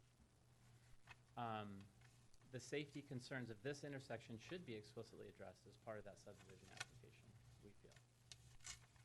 And in consideration for use of Steinke Drive as an exit to Hankey Road from a future Zoll property subdivision, it does seem fair and reasonable that the development of the new subdivision on our land would be required to bear some of the costs for improving the existing safety problem. We didn't create the problem, but it seems reasonable that if we're having consideration of using that as some of the homes would be using as an exit, that the subdivision would bear some of the cost of that. Oh. Here's a picture of that intersection. This one is turning left, so you're on Steinke Drive and you're trying to turn left to exit the subdivision. And to the right is no problem, but to the left, yeah, it's a problem. There used to be a mirror, like kind of straight across the street, that would allow you to see around that corner some.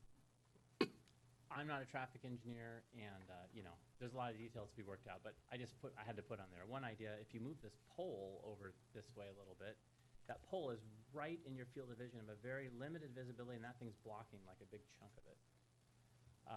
So of course, right-of-ways. You know, I'm sure there's a right-of-way issue to move the pole. There's a lot of details there on cost, I'm sure, but it seems like there's some opportunity to make that intersection safer by figuring out what to do about that pole. First off, just an idea, just saying. Anyway, so we don't disagree about the safety concerns, but we don't feel that the traffic is the main issue. It's the design of that intersection, which is the issue with that pole and the sharp turn to the left. And I don't think adding 36% more traffic it's not like a really high traffic road, so I don't think that's the main issue. That's my viewpoint.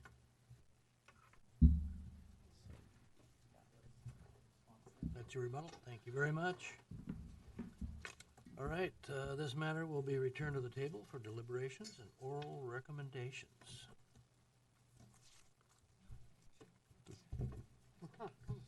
Not close the, we're not, it's not a hearing. No. Yeah, it's a hearing. It's just not a decision. It's a recommendation. But you don't close the hearing. Deliberate and vote. Hey, let me think about closing the hearing. I had a question that he brought up that you mentioned in your staff report regarding transportation as described above. This annexation does not warrant a transportation impact analysis at this time. The subdivision and the traffic analysis would likely be required.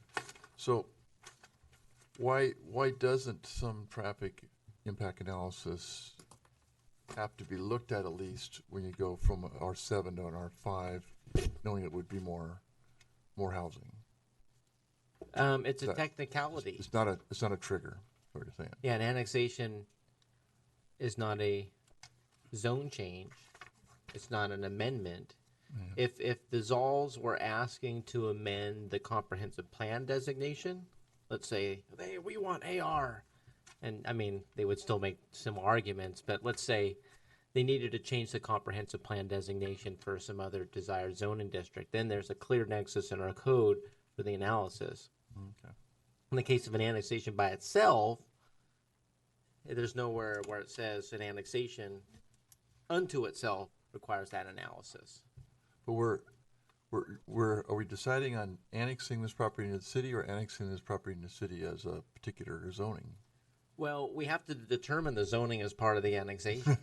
Okay, I just want to make sure it wasn't two decisions here. Yeah, so we can't just annex it and go, it's in the city, we don't know what it's going to be zoned, but we'll just play it by ear. Yeah, we can't do that. We In a have couple to- minutes, we would do it.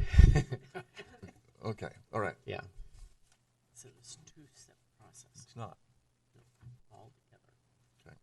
So it's annexation, the comprehensive plan designation, it's just the incorporated version of RSUR, the zoning, which is 4 choices, and then the density designation, which is developing, and that's a gimme. So really the zoning is the juggle act.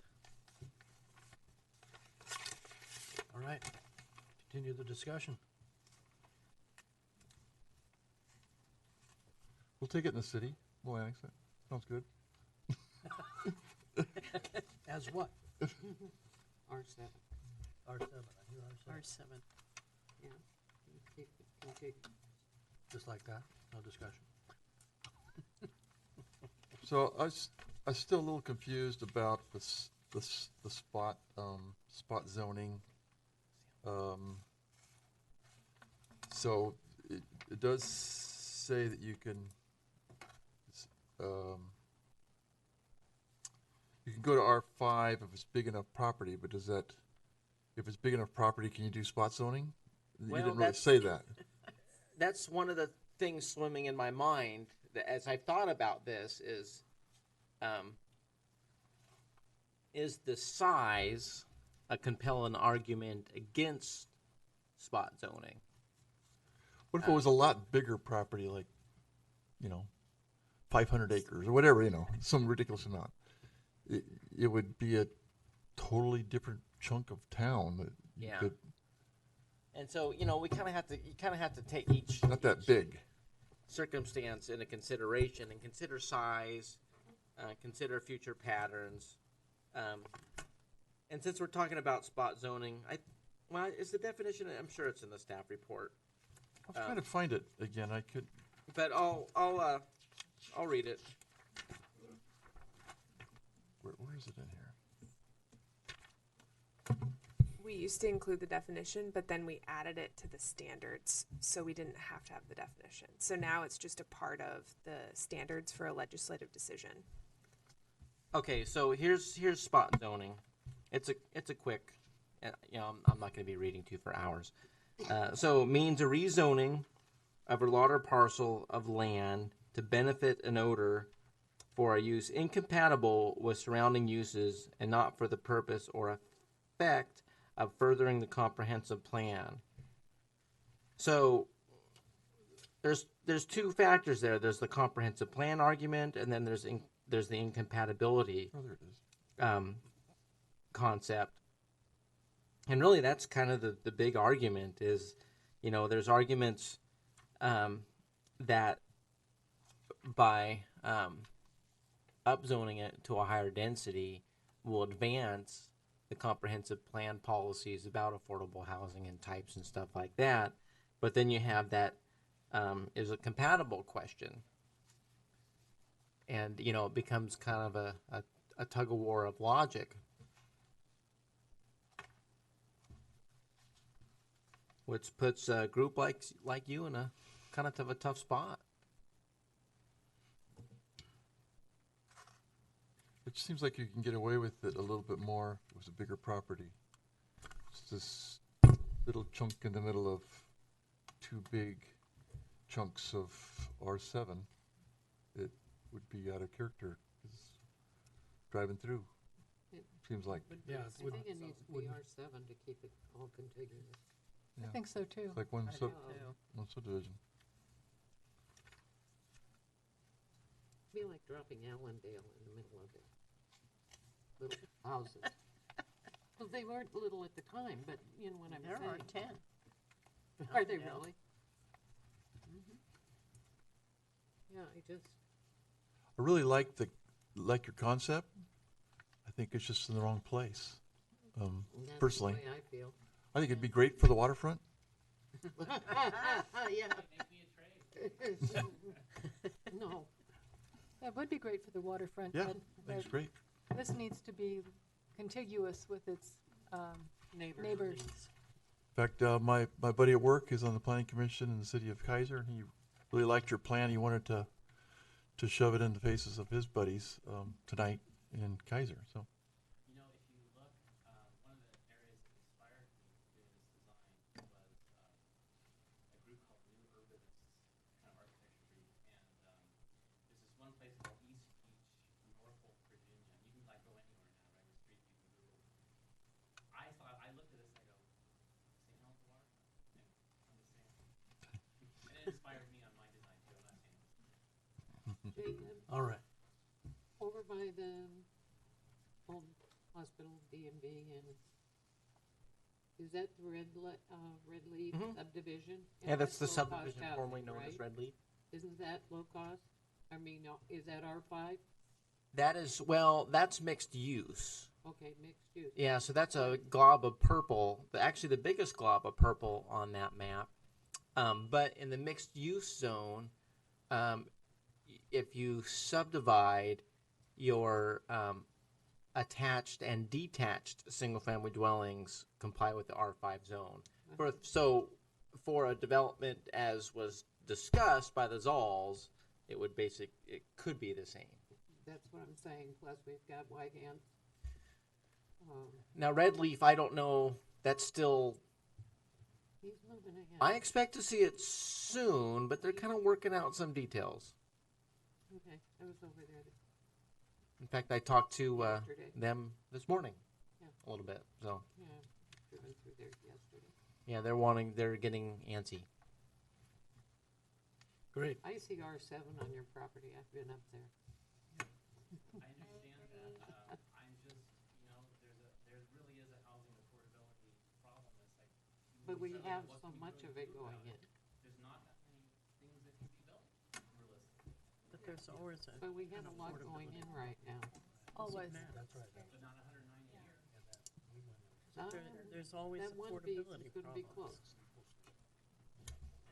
And the other one's almost 50. All right. Do we have a motion? Yes, I move that we zone this property R7. And we recommend. We recommend it be. Okay. Be zoned R7. All I'll those, second it, yeah. all those in favor? Aye. Aye. And annex into the city too. And Yeah, I assumed all the other stuff. goes with it. Opposed? Hearing none. Great. Sorry. Okay. Thank you very much for coming. Catherine, did you pick up my paper? Good luck with city envelope? council. I don't know. Oh. They make the decision. Did I? Yeah, we're just recommending. No, this That's is my mine. envelope there. This is? Thanks, It Lisa. is. Oh my gosh. I didn't know I was left to Plus, me yet. plus I think you took some papers. Anything you got a duplicate of is mine. All right. Dun, dun. You didn't even leave anything behind. Kleptomania. Well, I'm just always so tidy. The ADUs, Yes. well, no, but she's got mine. Well, we don't have, Okay, I'm just gonna sit here. wing it. We've got big fancy houses right next to the water. Well, I was gonna show. ADUs. All right. $500,000. Thank you. But it creates more diversity. All right, can we move on to ADUs? I don't, oh, Let's do it. do I have one of those? I wanna Wrong. show my son something. Additional dwelling units. That's yours, that's yours. I don't care. Okay, Where's the ADU? ADUs. That's where you're all gonna be living. I That's think. yours. So you've got mine. Trailers for everybody. Thank you. Got another one. We need it. Is this Yeah. yours? Mine's somewhere. No, it's mine. I read it. But I somehow had two, so maybe this, I don't know. 390 and 450 was. Just so I might have a clue of what we, I had notes This on. one was mine. This one was mine. This doesn't This look one like was mine. I recognize Okay, this. so, This may There's one right there. You just got your two memorandums. Two that are memorandum. There's Okay, one. this one is not mine. There it is. Throw it down to Commissioner Webster. She's not lost. so we're talking about auxiliary dwelling That's units? not mine. This is also not mine. I don't own a red pen. Send that down too. And And this is pre-public hearing, but as we usually do with these, we kind of go over some of our concepts for feedback before we write it into a proposal and start the public hearing process. We've had auxiliary dwelling unit rules in the city for longer than I've worked here. They are conditionally permitted, and I do not believe in all the time that it's been in the city's books, which, could be 20 years or more. I don't know how far back it goes, to be honest. But I don't think the city's ever issued a conditional use permit for one of these. And it's not that we haven't had questions, but usually when we tell people the standards, they run away screaming. So that brings us to Senate Bill 1051 from August of 2007. So what this bill said is that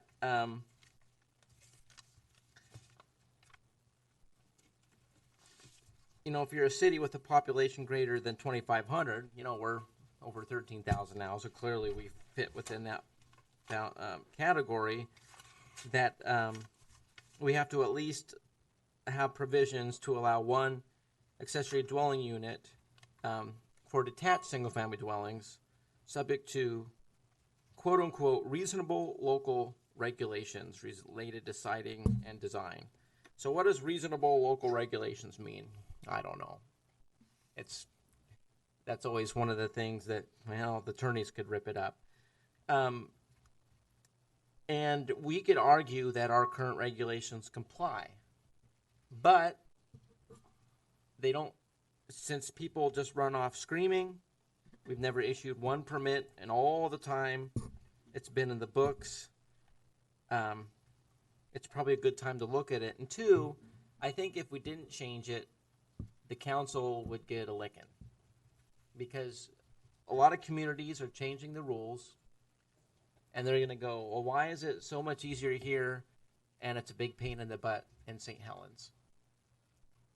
Now, if the council was anti-growth and we don't want anybody moving in, then we would want to keep the rules as they are. But that's not the message I've heard. The council is everybody deserves a home. And that home might be apartment, it might be 3,500 square feet, it might be a trailer in somebody's backyard hooked up to their utilities. Whatever that is, with a 5-year shortage of housing, we need to open our windows and open our minds to other options. And this is what's coming down the pike. And it's like, are we gonna sit back and wait? We're so far behind in housing supply as it is, why close ourselves off to an option that's out there? There's other communities that are more forward that are allowing this, and it takes so long to do the rules. Even if we start working on the rules now, it's still gonna be years before somebody will have one in our town. So it's like, why not start working on the rules? Fortunately, so just we're only massaging existing rules. Right. So I don't think it's going to be too painful. So just to maybe at the risk of sounding dumb, what are they? Is a apartment in a basement, or yes, and mother-in-law's shack in the back? Yes, and trailer. Remodel my kid's fort with plumbing and now electricity? trailer. If it's something that comes on a wheels and axle, no, it would have to be on a permanent foundation. Little small house. I mean, the tiny house. But it could be, and it's in the definition here. It could be a separate structure, or it can be incorporated into the existing structure. And so, and it's a complete dwelling unit, but it's not enough. It's kind of the halfway between a duplex and a standalone single-family dwelling. Like my mother-in-law in her town, she has an apartment, basement apartment. Yeah, Every one of her family members have lived in there. Yeah. Including me. She rented to college kids. So, yeah. So, like I said, we have these rules, and because of all the dialogue on these, there's a lot of stuff we were able to look at to kind of figure out the best way to massage the rules. So what I've done... Does this include tiny houses, the definition of tiny house? Tiny houses... Just like a trailer, only stick-built? Yeah. They've got wheels, too. Yeah, the wheels are the part... They would probably be more like an RV. Now, if you took a tiny house off the wheels and put it on a foundation, there you go. But we're going to want them to meet all the setbacks and plumbing codes and everything? Yeah. As long as we do How that. would you put something like that on an R5? Well, let's find out as we go through the rules. Okay. So what I've done, because I always like, when I'm going through these, so my eyes can pick up the basic things, is I put in blue the suggested change. So when we look at the top of page 2, the first thing we do is, well, let's look at our definition. How do we want to change that? And so we're kind of looking at the state's definition, and some of the differences there. Our current definition, there's a square footage component in the definition, which we're getting rid of. That stuff should be in the chapter that deals with it. And another important thing to recognize is that in the definition, it's specific to detached single-family dwellings. And the question, how would you fit that in an R5? I would counter that question, well, how are you going to fit that on a row housing lot? Because actually, currently our rules would allow a row house. Imagine a tiny 2,500 square foot lot attached dwelling with the auxiliary dwelling unit in it. Our current code actually says that's possible, but that's one of the change we're saying. Well, it's really more appropriate for your detached single family dwelling. You have more room, and that's really the bulk of our housing inventory, and it's going to be more practical, more feasible in those neighborhoods. So that's one change I should note. Does anybody have any beef with that?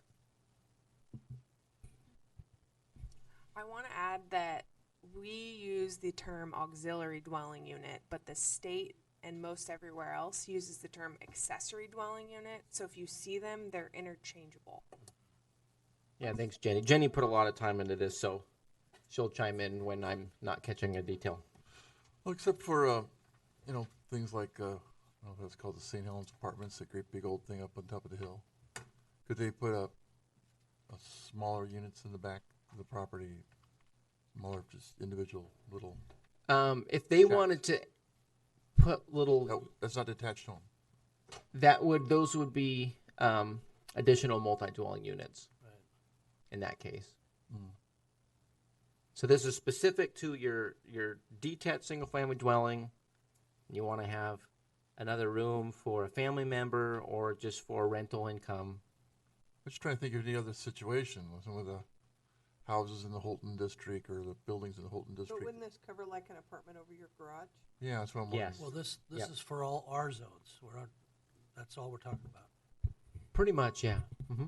Okay, so not those commercial zone spaces. No. Okay. And unless it's a mixed-use zone developed with a detached single-family dwelling. Okay. But it's basically where detached single-family dwellings are allowed. Okay, I can see. So not industrial. Right. So definition. So the next one I think is, well, it actually talks about what we just talked about. So instead of being a conditional permit, which would go before this body, it would be permitted. And that's really what everybody's recommending. And frankly, I think if we didn't do that, we'd be asked for some verbal abuse. At least the council would, and they'd ask us to change it then anyway. So I want to be clear about permitted versus conditional permit. I'm not quite sure I'm following. okay, that's a good question. So this hand is permitted, and this hand is conditionally permitted. So if I come in and say, hey, city, I want an auxiliary dwelling unit.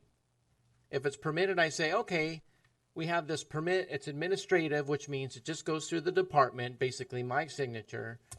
And when you submit something and you comply with the provisions of our auxiliary dwelling unit chapter, then we can approve it and it moves on. Okay. Now the conditional use chapter, that's conditionally permitted. Okay, well, this requires a public hearing before the planning commission, and your neighbors will be surrounded and testimony will be attained to see if you can build this auxiliary dwelling unit. So there's that public hearing factor, and instead of just an administrative decision, it goes before all of you. And that has consistently been an intimidation factor for anybody who's been interested in these. And all the literature that's out now recommends against that. It's seen as a barrier to ADUs. It also changes the notice area from 100 feet to 300 feet and doubles the cost of the permit to make it conditional. Yep. So you're adding all these barriers to developing them. And so we want to remove some of those barriers by making them permitted. So they still have to meet all the same standards, but the process is much simpler, and so we can charge less. So it's quicker, cheaper, simpler. Still have to deal with building code, but that's building code. I have a question. So if it's permitted, then say they want, like, they didn't meet the setbacks, then could they do a variance, or would that be something that we would? Yeah, and we'll talk about some of the freebie variances. We'll get into that pretty quick, but a variance would still be an option. Like, let's say the lot coverage doesn't make it, or they want to be 2 feet from the property line like we saw earlier, the variance would still be an option. Okay. Yeah. So any beef with permitted use is the new category for that. Not if we establish a clear lot line. I went for a walk in the neighborhoods, and it's important, I think, for safety, fire safety, and so on, that buildings not be on the lot line unless they are duplexes or townhouses or something, so that they are built to be that way in the first place. Yeah, and the standard setbacks would apply. Yeah.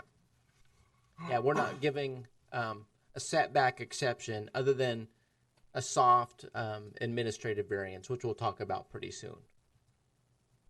Which, yeah, which is basically, you know, there's the standard setback, but when you do building additions or something like that, that can be reduced 20% to allow for remodels and stuff to that effect, without having to go through the whole rigmarole of the public hearing, like the 2 variances we had earlier today. So I just had a question though. So this conditional status of today is discouraging people. Is that something that the residents wanted? Would the residents of St. Helens be put out by going, how did you get that already, just administratively? Well, or have any input into this?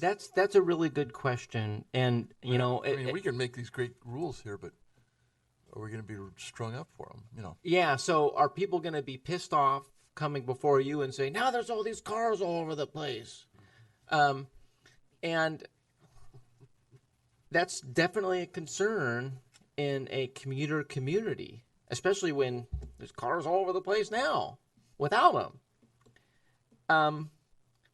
And the answer to that is, well, the state of Oregon is making us do it. Well, and there's people that have apartments and their people in this community have apartments over their garage and in their basement illegally now. Oh, yeah. So why don't we have them be a more convenient permitted use so we can make sure people are safe and are adhering to the code? Because if they have a path to do that, they can do that within the law. So Does that make sense? I mean, because people are renting out their basement already. They are renting out their space over their garage already. And there's no building permit, so there's no fire, life, and safety. Right, there's nothing. So why don't we make a path so people can do that? I look at it as, you know, mom and pop might want to do that to make it affordable for them to live on their retirement income, but they're not going to break the law. Let's give them a path to do that in a safe way. Yeah, but are those same people going to come? Well, this gives us the power to enforce things. But if it's like cowboys out there now, you know, and it's the way of the future. I mean, there's only so much building you can do. You've watched the developments as they crowd houses closer and closer together, and nobody wants a high-rise apartment building. So how do you find a way for more people that are on minimum wage and near minimum wage to find housing? ADUs are a way for people on low income to find affordable housing that they're not going to be 2 years on a NOAA list. They're just going to pay their rent and have a place to live. I think it's a great idea, but how does the rest of the city of St. Helens think it's a great idea? How do you know they think it's a great idea? I think that having the rules makes it a fair idea. I think most people in this community want to do with their home and with their property what they see fit. As long as they follow the rules. Okay. It's just like anything else. It's like, I follow the rules. And 100 feet is about 2 houses either direction. So people are going to be noticed, so it's not sneaking under the wire. So I think it's good because it is about affordability and density. Yeah. I don't want to see this go into like people doing these for VBROs. Right. That's just, it leads to your neighborhood becoming a real transient place and that sort of thing. And I know the council is all about, housing or hotel type short term, but. VBROs is different than Airbnb, correct? To me, they're all the same. Short-term rental. Oh, yeah. That's what I object to. Yeah, and that's, that is a real problem for some communities, and some communities have had to enforce rules. For example, you can only have the short-term rentals, like a buffer, like we do with our marijuana rules, so they don't become density. It's not a problem for this community now, but in some, yeah, it's displacing actual residents and becoming a serious problem. I built one in Portland, and it was for someone there, and she passed away, and her husband came in and did a short-term rental, and I had the house next door, and it was just like people coming and going all the time, and I asked him, I said, what's the city charging you for permits? He goes, I don't even bother with that. Oh, sorry. So, but I just don't think that's the direction we want to go with it. The affordability and density, yes, it's a great idea. Like I was saying, I've lived in a community that has a lot of these little apartments over attics and so forth. It was a college community, so those are the common there, but So it was great to have that. The owner occupancy requirement that the owner live in either the ADU or the single family dwelling is part of our code now, and so maybe there's a way to amend that to talk think about we can- short-term rental. Yeah, specify no short term, and then what is that going to be? But I Right. think if you have affordability issue and density, you're going to focus on someone that it's 12 months. I don't, Yeah, we can certainly add a provision that addresses short-term rentals. I just don't know how it would be enforced. I'm wondering how other communities do it. Well, I just told you they care less. They just go do it. Yeah. Well, the good thing about some things are kind of hard to find, but if someone's advertising a unit, That's true. the evidence that the crime is being committed is fairly easy. Yeah. But you going to go through Craigslist? Well, I think it would be Well, complaint driven yeah, if the neighbors say, Well, that's "Hey, the look, neighbors, there's yeah. new people Well, there every week." I think if we put it in the bylaws of however we're going to Yeah. come up with, and it goes out to the neighbors in our 100-foot, Yep. That They know. everybody knows and this is what's going on. Yeah. It'd be nice to have something to stand back on in case it becomes an issue, is what Right. you're saying. Like, Yeah. it should be in the code. That's an easy addition. Okay. Okay, so the next thing that we're talking about is limiting this to detached houses. We're talking about removing attached single-family dwellings from the list. And the reason is because they're going to be on much smaller lots. The lot coverage is only going to be close to the max anyways. And we don't see them as being as practical on attached housing lots. And the bill talks about detached ones anyway. So any thoughts, objections, support for that? You explained that earlier, I got that. Okay. Okay. There's some, house isn't the right term. We got to fix that, but that's just a geek thing. Are you getting to the design of them or anything like that? Yeah, we'll get there. There's Okay. design requirements. Yeah. Page Just 5 be of patient. design. All right. Okay. I didn't want to get into it, so. Page 4, owner occupancy. So currently, there's an owner occupancy requirement. This is one of those, how do you enforce that? But one thing that is in all the ADU literature is that is, it all recommends getting rid of that. It's kind of a classic old school way of dealing with them. But it's not seen as a current best practice. And is one of the things that turns people away. It's a barrier and makes sense for us to get rid of it. So I'm not sure that I'm clicking. We're talking about two houses or two dwellings on one piece of property, And the question is whether we require owner occupancy of one of those dwellings or whether they can both be rented out. Correct. Is that what we're talking about? That's exactly it, yep. And our current rule says one of them shall be owner occupied. It's so hard to have rules that you can't enforce, so it's good to have. Yeah, I don't know how make it we would- sensible. Okay?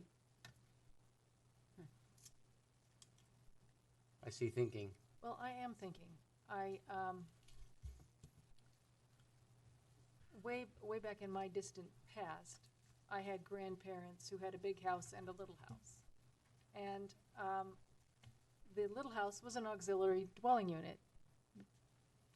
And I was too little to really remember very much about it except what the buildings looked like. But I need to broaden my thought process to consider that it's not necessarily going to be relatives. And I don't think it should be demanded that it's relatives. So as I'm talking myself through this, I think coming to agree with your opinion. Okay, good. Just don't always call it the granny shack then. Or my sister-in-law has.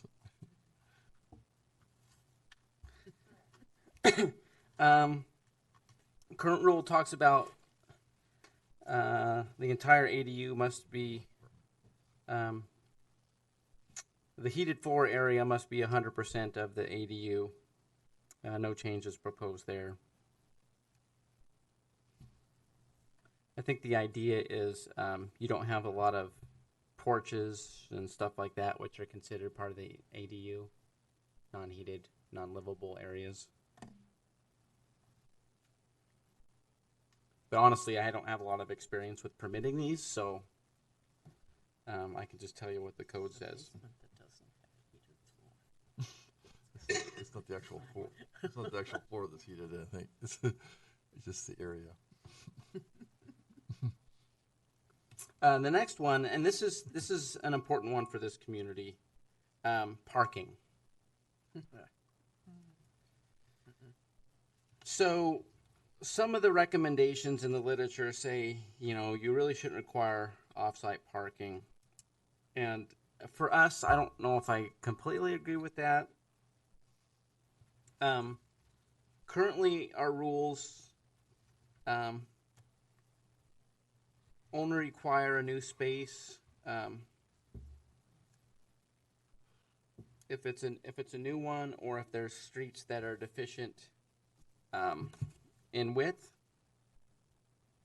So here it is. So no additional. This is our current rule. No additional parking is required if it's created on site with an existing house, and there's a roadway abutting it that's at least 20 feet wide, so you don't have some really narrow private street like some of the private streets we've seen in some of the subdivisions we've had. In those cases, you'd want a new parking space because there's no parking on such narrow streets.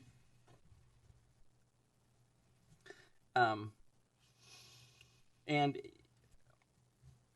so our recommendations is no change except that the one additional parking space needs to be non-tandem. I think our code supports that.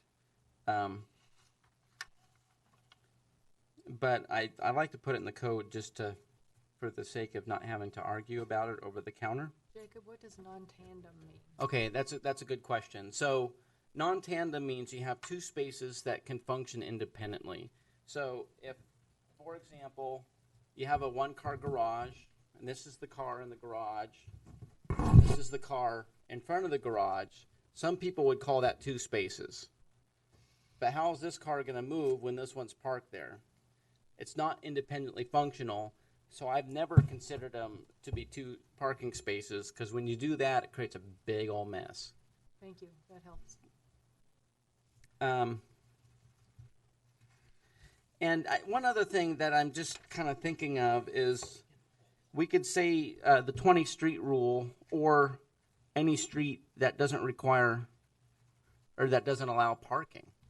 Because there may be a street that's wider that for whatever circumstance doesn't require parking. And the idea is if the street cannot accommodate parking, you need to have that new space.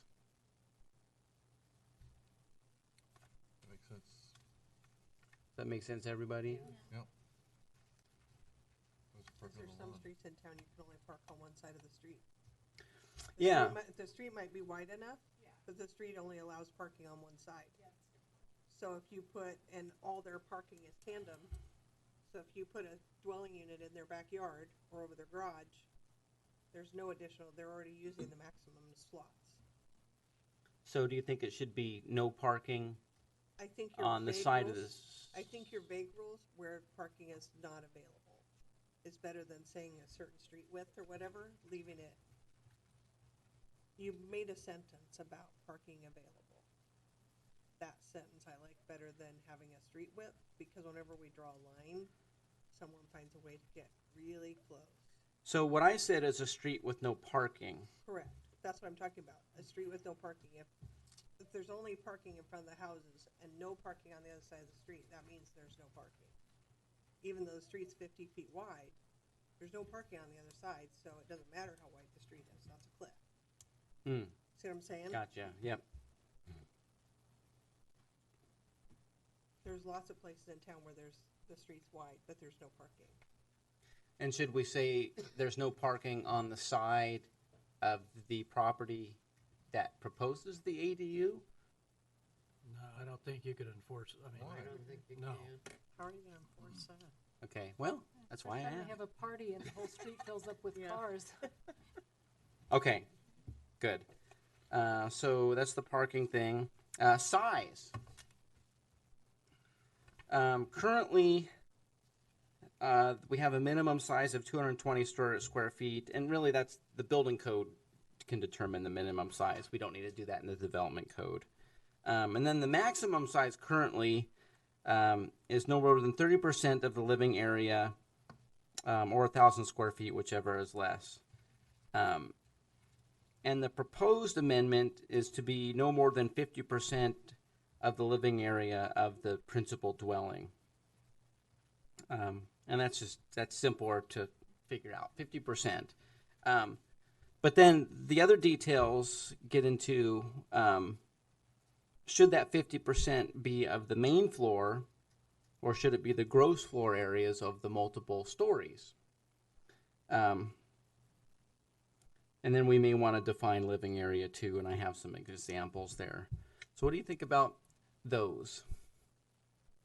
I think it should be gross. No, I think probably 50% of the gross area. Of gross? Yeah. Because what if the ADU is a two-story thing? Who's to say it's one story either?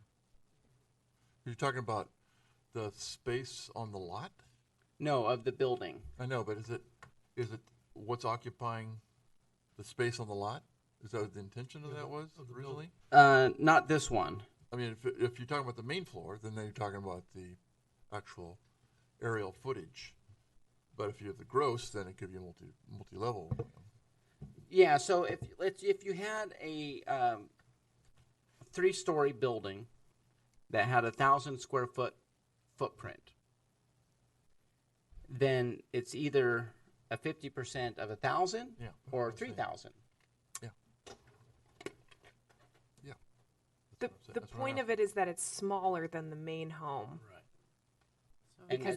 Because of the definition.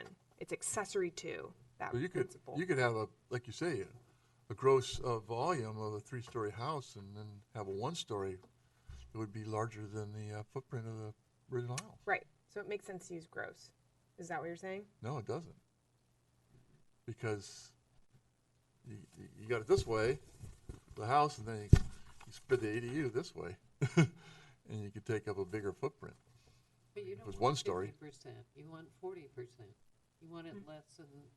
This is not lot coverage. This is size of living area. That's yeah. This is size of living area of the ADU. Well, you can run into That's lot what I'm asking. coverage with something like Yeah. scenario. I mean, that will hit you.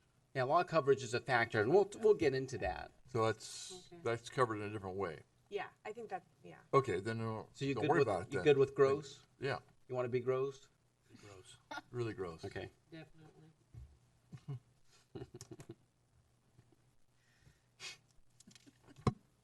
That was a good answer, definitely. All right. Then we do have some rules at the bottom half of page 5. These aren't ones we're talking about changing, but this talks about exterior finish materials, visually matching the home, roof pitch similar trim, windows. These are the things that make sure you don't have these ugly ducklings. So you don't think they should be converted containers? Oh, I can't mention that. Well, a converted container could be good Behind the converted container bones. house. But, you know, if it has siding and roof materials, it could be made to look attractive. Yeah, Or- this is good because it wouldn't come up in the building division, the design. Yeah, they would, so it needs to be said here, yeah. This section is very positive from my point of view. It's well thought out. Good. I agree.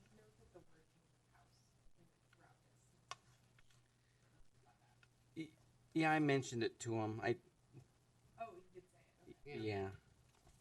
You probably don't care about that wordy stuff. I put in there to help me remind myself I need to change that. You can use maison. Maison. Maison? I'm trying to be consistent with the rest of the code. I can't use maison. Okay, so some other things to talk about. And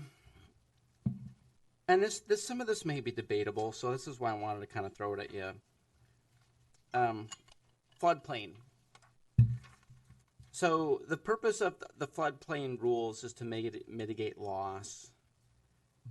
And so one thing to think about is, do we just don't allow them in a floodplain? That could affect a good handful of homes in the community. Well, they're already paying floodplain insurance, flood insurance, right? Not Not always, necessarily? but if it's a newly acquired home with a federally backed loan, which normally they are, they would. They'd have to have flood insurance for the EDU. So where we live, we are required to have flood insurance by the federal government. Yeah, I remember in '96, some of those houses didn't sell very well because it had been flooded. That's why we were able to buy our house, because it flooded. The original purchaser said, and went away. I've got public pictures of your place. Yeah. I think I kayaked With by it. water. No. You don't, What? Sheila? You don't have flood insurance? I don't have flood insurance. Oh. You got enough. She's on the high ground. Yeah. Hey, when they came by with all that good stuff, when they changed everything after Vernonia, Mhm. I got real hot to trot. We got the elevation surveys and the whole bit, and I nailed FEMA. No, I got the paperwork to prove it. Well, that's one of the options. You know, the maps aren't perfect, and someone can get a ladder map amendment that Well, says, but I "Hey, live the on a property's creek out." that floods or can flood. But what do you think about that? Where we prohibit them in the floodplain? I think it should be prohibited, personally. Yeah. If a person does not have flood insurance and they happen to be in a floodplain And they want us to save them. and they have somebody living next to, say, the house or on a bottom level and it floods, who's liable? Well, the owner of the property would probably never call their insurance company and say, by the way, I just got an ADU. And they're gonna say, hey, Yeah. they're in flood. A blanket plain." statement like this is good for when they want to renovate like their attic. And we have to be like, well, the base flood elevation of the ADU is technically high. Like, it just makes this weird gray Yeah, area. it does. It complicates. So the we'd flood rather rules just too. say, Yeah. nope, can't do it. That Why sounds not good the to attic? me. It's above the floodplain. I know Scappoose learned their lesson, but they, In the floodplain? Okay. I don't think we you should- should allow it. It's a hazard mitigation. If you're not allowing them the floodplain, you're reducing your investment in hazardous areas. And then you're not putting people who may have lower incomes in harm's way. In other words, you put them in the attic, but not in the basement, on a floodplain. They can go on the third or fourth floor. On a two-level I got house. Just Moving- having moving that on. further restrictions, Yeah. Yeah. You know, it's none of our business if somebody wants to roll the dice. To put, you know, fences around Oh, I don't know everything about they can two. because heaven forbid they should go out, you know, on a Friday night, that kind of thing. On the other hand, we don't want to be like Scappoose was in the old days, allowing people to build on a floodplain in Scappoose Creek, and they got flooded. I And see all the bilge pumps come pumping out into the street in the spring in Scappoose. yeah, so let's not be that city. Okay, so the next one is similar, but basically it says not allowed in our riparian and wetland areas. We have rules that really restricts it, and I think it should be clear. Absolutely. Because we have rules that are meant to protect them. So we want to make sure, we want to incentivize avoiding those areas. Even they could probably do it for less than 50 cubic yards, and not need a permit from GSL. Yeah. Because they're so tiny. So those are, some of the no's, but there's some positives. So this is where I talked about the soft variance. So currently, let's say you have a house and you want to build a shed or build an addition. And you have, let's say your side setback is 10 feet and your lot coverage is 35%. There's this variance exception, which for those purposes lets you reduce the setback by 20%. So the 10 becomes 8, bureaucracy free, no hearings, no messy stuff. And then your lot coverage increases 5%. So the 35 becomes 40. It makes sense to us to add ADUs to that.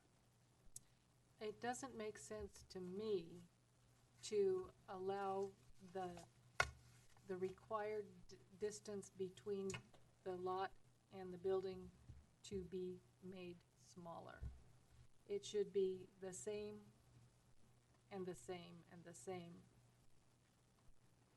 And do you think that would apply to ADUs that are additions onto a house Yes, and separately built ones? yes. Okay, and how does everybody else feel about that? I think the lot line needs to be I think clear. we've allowed this variances a bunch of different times, and I think the ADUs are no different than any other building. Yeah, we process this. There's this exception to a variance processed. I would say once a month. I would utilize this 20% reduction already They already do it. for sheds, for carports, for whatever. So I don't know why we would treat an ADU any differently. Yeah, Well, I guess it's already done. if we have to have a space between the lot line and a building, then that has to be the minimum space, and it can't get smaller. My point is it already does. Well, it doesn't mean that we should create more of that. Yeah, I understand. But if we're already allowing it for garages and all of a sudden we won't do it for your ADU, Yeah. the neighbor's garage gets that 10% or whatever percent variance last year, but you don't get one on your ADU today, Yeah, that would that's, not be good. I don't feel very fair. Yeah, it's inconsistent. Is the garage a living structure? But I mean, the purpose is if this is standard and practice in our code, it's standard and practice in our code, this would make it stick out. And the whole purpose of redoing this, I'm not telling you that this is the right or the wrong answer. The purpose of doing this is to smooth the way to make this less hurdles for development. And if we're gonna take and make ADUs, layer something on them that doesn't exist for anything else but ADUs, then are we really fixing it? Because everything else is allowed that 10%, accept this. You know what I'm saying? Yeah. Every other building is allowed that variance, right? Within 10%, except this. So that's, seems like with- we're marking it different. With certain conditions, you have to consider it, right? I trust and Jacob's judgment of. and give the variances. They don't get it they don't get it automatically. Yeah, people Yeah. have a story, don't they? When they come in, oh, we accidentally, the lot was weird, the stick was missing. There's always something. Yeah. Yeah, there's always a story, and we're 8 inches over, or we're 11 inches over, and he doesn't make them move it. Yeah, when they're 26 feet over, that's a different Yeah. story. But You're 6 inches from the neighbors, we gotta talk. You know, but I mean, that would mean, for me as a counselor, it needs to be all one way or all the other. Not different buildings, not my neighbor can do this, but I can't. That's my view too, So you would have to change both. correct. And I don't know if that's a whole different conversation, correct? to go back on the variance exception, yeah, it would.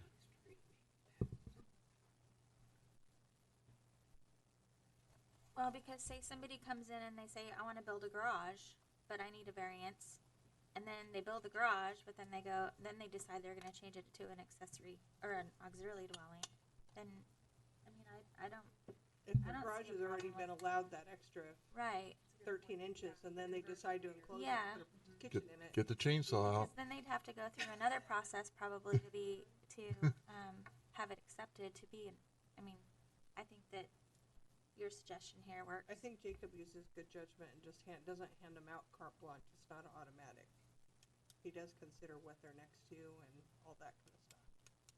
It's not just exceptions for everybody. If it's in the rear yard too, they are required to have screening landscaping on that side of the lot if they utilize this 20% reduction. Conditions. So they have to have buffering basically. So that is one. I guess I got a hard attitude because of walking some of the neighborhoods and seeing structures on two different properties Yeah. leaning against each other. So some of that is grandfathered, some of it's illegal. There's a variety of reasons for it. Obviously, in this case, so the worst case scenario, I think, and maybe this will make you feel better. Let's say we have two R5 or AR detached single-family dwelling lots next to each other. Each has a standard setback of 5 feet. So let's say these two lots are built upon at the same time, and they both have that 5-foot separation from the line. So there's 10 feet in between, and then the one side builds a garage addition, and then the other side builds an ADU addition. They each get the 20% off, which from 5 is just 1 foot. And so now each 5 becomes 4, but you still have a 4-foot separation. 8. 8. You still have an 8-foot separation. And so it avoids the, two buildings kissing and causing problems. And it's 8 foot eve to eve, not 8 foot foundation to foundation. No, you can. Foundation to foundation. Yeah, the eaves can go into that a little bit. Yeah. Another foot for eaves or 18 inches, whatever. Except that Development Eagle, whatever it was, that brought the houses in from Washington State, we looked at eaves. Those had some pretty massive eaves. Those Yeah. are older houses, Yeah, though. old 60s houses. yeah. Back in the let's make eaves huge days. So we looked at the eaves distances apart and did some variances there. We did. Yeah. Good memory. Yeah. 3 feet apart. So we okay with 3, the way it reads? Not thrilled, but I'll Not thrilled, quit okay. griping about it. Okay, so non-conforming structures. So there's a couple things to think about here. So one is, let's say you have a shed that's been there since the 40s. And it's 3 feet from the property line, and the setback 7. It's existing. We know it's been there from the 40s, so it's considered non-conforming. And as long as, and someone wants to convert the shed to an ADU, as long as that conversion does not result in additional nonconformity, for example, creeping the building closer than 3 feet, that's okay. And that's kind of how our code works currently. You know, if you have a legal existing nonconforming circumstance, as long as you're not worsening it, that's fine.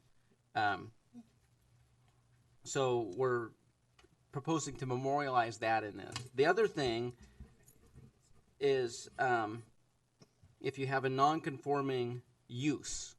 So there's a nonconforming circumstance, but then a nonconforming use. And that means, let's say we have a house in the middle of a heavy industrial zone. In that case, based on our nonconforming use rules, we wouldn't want to allow the ADU because it's industrial. It's not really intended for it. And in fact, in an industrial zone, the only dwellings are allowed are caretaker residences, which are supposed to caretake for the industrial use. So we would make sure it's clear that for those nonconforming uses, ADUs aren't allowed, but for nonconforming circumstances, as long as it doesn't worsen them, it's cool. For that second part, aren't they just covered by the residential zone being permitted outright and only R5, AR, R7, R10? Yeah, and that's a good point. That's why my last statement, I say obviously we'd make sure ADUs are not listed as possible use in inappropriate zones. Sure, or not listed as a possible use. Problem Inappropriate for me is zones. Inappropriate zones is too soft. Because it's the next person in line who gets your job after you may have a totally different view of what is an inappropriate zone. Oh, that's a good comment. We wouldn't use that as a standard. No, that would be terrible, terrible standard in a code. It's going to say, these are the codes that it's allowed, these ones aren't. It's going to be black and white. Thank you. In blank, blank, blank, blank zones, not inappropriate, yeah. So meaning there wouldn't be any possibility of like a conditional use permit or something? It would be completely just excluded, right? Yes. Mm-hmm. Yep. It's either permitted or not. So they couldn't have in their house split it to 2 apartments and have 2 night watchmen for the industrial thing, living in the same spot. That's the current proposal, yeah. Just in case you're wondering, these are the zones that we're saying they should be allowed in. And that includes like Holton, mixed use, the Riverfront District. Yeah, any zone where you can have a detached single-family dwelling as a principal use, which is a lot, Okay, yeah. Yeah. are the ones that we're saying it's cool. Yeah, we kind of breezed by that. This so that I can see the screen. That's why I moved over by her earlier. Oh, the zoning? You can Yeah. see this screen here, same screen. Okay. This was just here for the annexation. I figured you'd want to see the entire zoning pattern. It was nice to see the browns and the yellows. Yeah. And, yeah, it's 2016. See this writing here? Zone change. Yeah. So, they can do that too. Thank you.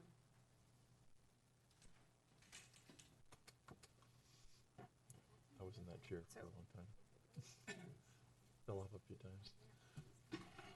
Oh, yeah, that was. I think we need a little rail. You have a It wheel. said that we would trip on it getting up and down the stairs. Okay, the next one, I think it's a kind of a no-brainer. But for addressing, we would just put in the code that the ADU uses the same core number as the house. So 100 any street would be 100B or 100 and a half. That way it's clear. Oh yeah, that's an ADU. It's just another clue, especially once we start having more.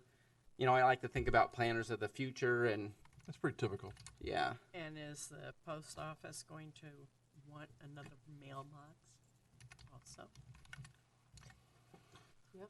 Probably make you get a PO box. They consult us just to see if we've assigned an address. They don't. They're happy to deliver if we've legalized a separate address for them. Yeah. Another customer. Yeah, they rely on, if they have an address question, they need to get something on letterhead from us to make sure it's legit, which works really well. Because we have some people living in sheds that try to put mailboxes out and put an address number, and So, hi, post office. Is this legit? Nope. Hallelujah. Thank you. All right.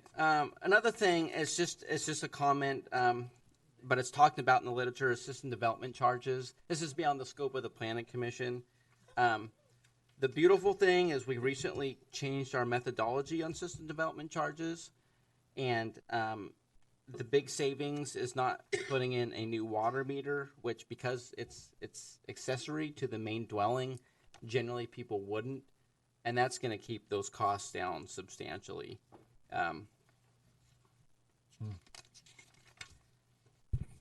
So that's Sanitary. SCCs are based on because you have a water meter, you don't have a sewer meter. Right. So both SCCs are based on that meter size. Okay. So just. And the usage then would relate to the charge in the, Mm-hmm. okay. Yep. If I put, I don't live in a building that will qualify, but if I did, and I put an auxiliary living unit building on my property, then, that building would get its water and electricity from my building and wouldn't have separate, billing? You wouldn't be forced to get a separate water meter. But I could if I wanted.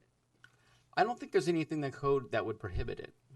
I lived in a duplex when I was in college, one above another, and we shared one big, huge water heater. And my roommate, he took long showers. It just completely drained it.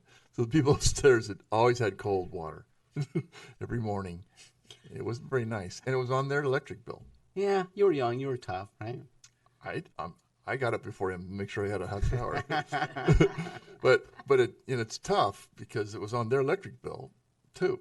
They didn't get any hot showers, and they were paying for electricity. Well, they can put in another meter for an ADU, but they can also prorate it. Yeah. That's acceptable to the renter. But you wouldn't have to, is what you're saying. Yeah, so that way those costs can be managed. We're not forcing, you got to put in a new meter and pay all the SDCs, ha ha ha. You know, we're not trying to do that. So I have a question for you, Dan. Since you were concerned that residents might come out after reading all of the requirements that they'd have to go through about the architectural feature, like, do you still think, and the parking requirement, I mean, do you still think there's a reason they would come out in anger if they saw one being built? I don't know. I mean, one of this town wanted a bunch of little apartments in people's houses. I don't know. I just don't know how it's vetted. That was what my question was. Mm-hmm. How is it vetted to the community of St. Helens? Yeah, I think that it was vetted to the state legislature who said, hi, cities, you got to do this. All cities. Yeah, all cities above 2,500 in population. So surprise, we're doing it. Well, I think some of it is just the eruption of RV cities. There's so many people, the state as a whole is so short on housing that we have to find other solutions. Yeah, I almost wonder if we should do like a feature in the Gazette or something. I mean, that's what I was thinking. Yeah, Crystal saw that this was on the agenda, our communications officer, and asked if we were going to do any outreach related to it, and I got busy and forgot. Yeah, it's been. Yeah. The council's been talking about it for a while. Well, this work doesn't need a public, but no. The fact that it's allowed now, that it's or happening, that it made it easier. That might be a positive thing. It might be a positive thing for the community. Right. For this is a place for affordable housing because It's we how allow you- these things. How you sell it? Exactly. I was just going to say it's how you market it. That's what I'm asking. So you'll see the actual code amendments probably in the next couple months. Or some neighborhoods wouldn't want it. Maybe possibly. Yeah, put it out there. Yeah. And the other thing we're going to do is get rid of type 1 home occupations. What? What's that? I mean, I'm done. Bye. No, okay. This isn't in the memo. So home occupation allows you to have a business out of a home. Oh, that. The ones you always go through. Yeah. And there's a type 1 and type 2. Type 1 means there's no evidence that there's a business going on, no employees, no signage. So someone comes in and says, well, I want to sell widgets online. Home occupation type 1. I got to pay a fee. We push some paper. It's the biggest waste of time that I've experienced. I'm tired of them. I'm tired of seeing my files get, it's just stupid. It's business unfriendly. How do you feel about it? So He's ambivalent. I'm a numbers. We process probably over 30 type 1 home occupations a year. And every single time I have to tell people, this is not controversial. I'm sorry there's a notice area. We just have to push the paperwork. It's a headache for the people we work for and for us. And So why do people come? and What if they just do their own, do their business out of their house and the without type- talking? Have to get a business license. Yeah. It's Yeah. triggered when they get a business license. So the type 1s, and they've never been a problem. The 2s, yeah, those can be. And so what the 2s means, there's, let's say I'm a hairdresser and I'm dyeing, cutting hair at my house. So, there's a limit on people. I may want to have a sign. I'm going to have customers. Then there's some activity. And there should be a limitation. And so rather than a home occupation type 2, that's going to be the home occupation. And these other ones that really are benign are going to fall into the exempt category. So looking at the planner decisions you have here. Well, let got me one, just two, interject. three. The home occupation for a home-based indoor LLCC registered marijuana producer. Title 25 of LLCC says a primary residence cannot be used to produce marijuana. So marijuana producer is the one exemption for home occupation, or I'm sorry, producers is the one type of OLCC registered marijuana related business that is exempt. So they can produce in a residential zone. Yeah, when we got that, Corey was like, that's interesting. And so Yeah, so processing. It's not their primary residence, It is. but you can, and so I'm Yes. I guess what I read was not. Yeah, we were very confused about this as well and looked into state requirements and saw that producers can be in residential zones. So I guess, I guess it's good timing that that's there. Yeah. Should that fall into the type 2 category, or what would be the home occupation permit category? Indoor. Well, producer, they're gonna have their suppliers come and pick up, and that's where you're. No, because I think the producer, they can only sell wholesale. But I know with a producer out by the railroad track that couldn't get access, we made a big thing about odor and all that stuff, and it was gonna be indoors, and But they were doing oil. no, I don't remember that. Over there by Armstrong? No, No, by Bonnie's. yeah. But it would just maybe something we But have. that was larger scale. I think there's some Home-based, has some okay. control for the home ones. Home-based Yeah, is they severely the key thing, all right. So I want to get a business license. Do I need you'll just have, still the same process. You'll have to have a type 2 or. Yeah, we'll just say, oh, you don't need a home occupation. Thank you. We'll say that more than you need a type 1. Okay. So Sounds like a personal problem to me. Do it without anything? People can just produce pot in their house with nothing? Is that what I'm hearing? 'Cause Well, they're we're- exempt? No, they still have to get state and business licensing, and so we would be we would critique their application heavily with the same amount of scrutiny that we would see any other marijuana-related business. Okay. But I mean- all the other type 1s, Yeah. we I know won't have from to. historically for the last 4 years that we've been talking about this, the big pushback has been, Your mic's off. Oh. I don't know why. because I don't talk, the big pushback has been not residential, not by schools. Yeah. And I don't know how you can be in a house and not be by a school and not be residential. The producer doesn't have those limitations. Mm-hmm. Yeah, those are Those are selling. dispensaries. Yeah, dispensary and This explains Fifth and West Street.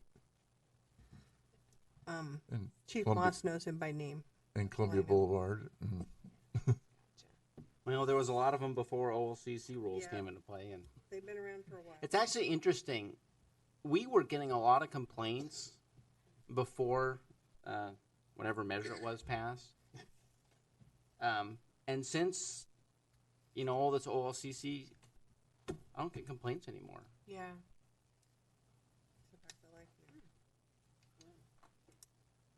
Okay, so anyways, code amendments, we'll, Right.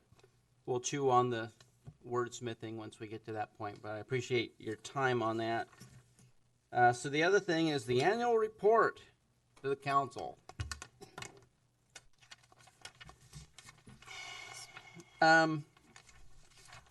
So it's always weird for the planning commission because we're not like other committees. We take it as it comes. We're not looking for projects. You're a review body. And so a lot of the other committees, you know, there's a committee member gives a presentation to the council, tells them what they're doing. Ever since the council mandated this, which has been 4 years? 5 years? at least 5 It years. started right after I got elected. Not my idea. It's kind of weird for the planning commission, but basically, I've done the same format. Well, here's the meetings, here's the hearings, here's the subject we talked about, and so first, does anybody want to present it? And every time I've just given the council the report, and nobody wants to present. Once Al Peterson did. Yeah. We made him do it. Talked about SDCs. Call him maybe. Yeah, that's right. That was the. Yeah. So does anybody want to present? And then two, the council always asks, what can the council do to support the commission? And the default answer is nothing at this time, but I always like to give the opportunity to see if anybody wants to present, or I can do it. And if you have an answer to that last question. They could, I have- they could support, they could say yes to everything we say yes to. I had a couple just offerings, like, I mean, the amount of control and that I have of what council does with planning consists of snacks that I've offered you. Just FYI. Thank you. But some of the conversations that have come up with other boards and commissions is if people want additional training, if we want to bring League of Oregon City training here, if people are interested in offering seminars, more information about planning, more information about development, just to improve your base of knowledge of planning, if you guys would be interested in that. That's a way that council might be able to support you, bringing a speaker here, doing whatever. If there's something that you would like to enrich your experience, make you better planning commissioners, that kind of thing. If there's something to make this volunteer, because this is not a pleasant committee to be on. I mean, it's fun, but it is a lot of work. It's not a lot of kudos, not a lot of fun. You don't have like matching shirts or anything. So I mean, other committees they hand out bicycle helmets. They do kid safety. They do art projects. They do book drives. There's other committees that get to do fun, happy stuff with their constituents, not hearings. Way to rub it in. No, but I mean, I want to make it fun for you guys. I mean, we appreciate you guys, but I mean, I want you guys to feel connected. I don't mean that everybody has matching shirts but you, but I mean, it's like, you guys have a different role, and it's official and important, but I want it to be enjoyable and meaningful. for all It's of you more guys, interesting too. than some planning commissions. Like I said, that my friend at work in Kaiser, all they do is plan amendments, updates. They don't do any decisions of any kind. It just sounds so boring. Actually, if there was,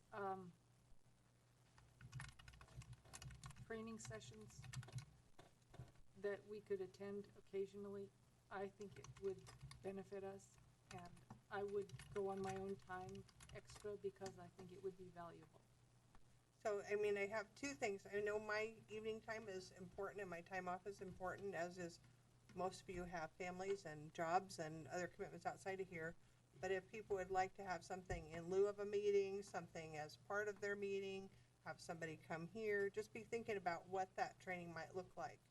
Because maybe it's a half an hour presentation that comes, the council has meetings come in by video, by a telephone conference, that it could happen as be part of your meeting.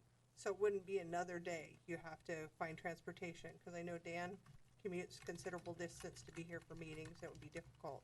And I'd want to make it easy, and I know Julie has a job, Russ has a job, and they're busy, and it's hard to find time to get away, you know, from family and We stuff. have a meeting, or, planning commission in Scappoose. We did one. What was that?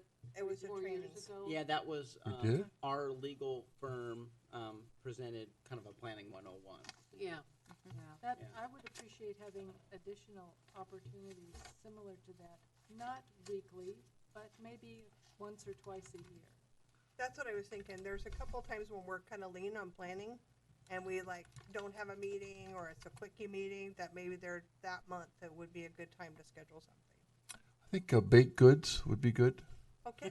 Fresh baked goods. I was offering root beer floats, but we got a nix on the straws from Jacob. Oh. They weren't structurally. I just commented on the noise in the. You can't be any worse than It's not a strawless town. That's Portland, I think. No, I just, I want your feedback for development and stuff. If you guys have input or about, I'm open to any input you have about the housing issues, all kinds of stuff. We're open to any of that.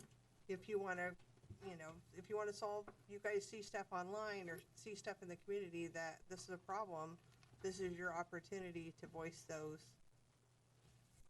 opinions, facts, findings. I appreciate it when, Sheila tells me I was out on my walk. Audrey's like, don't believe what they're building over here is like a assassin's deck or something. Stuff happens in the neighborhood, and if you guys don't tell us, how do we know?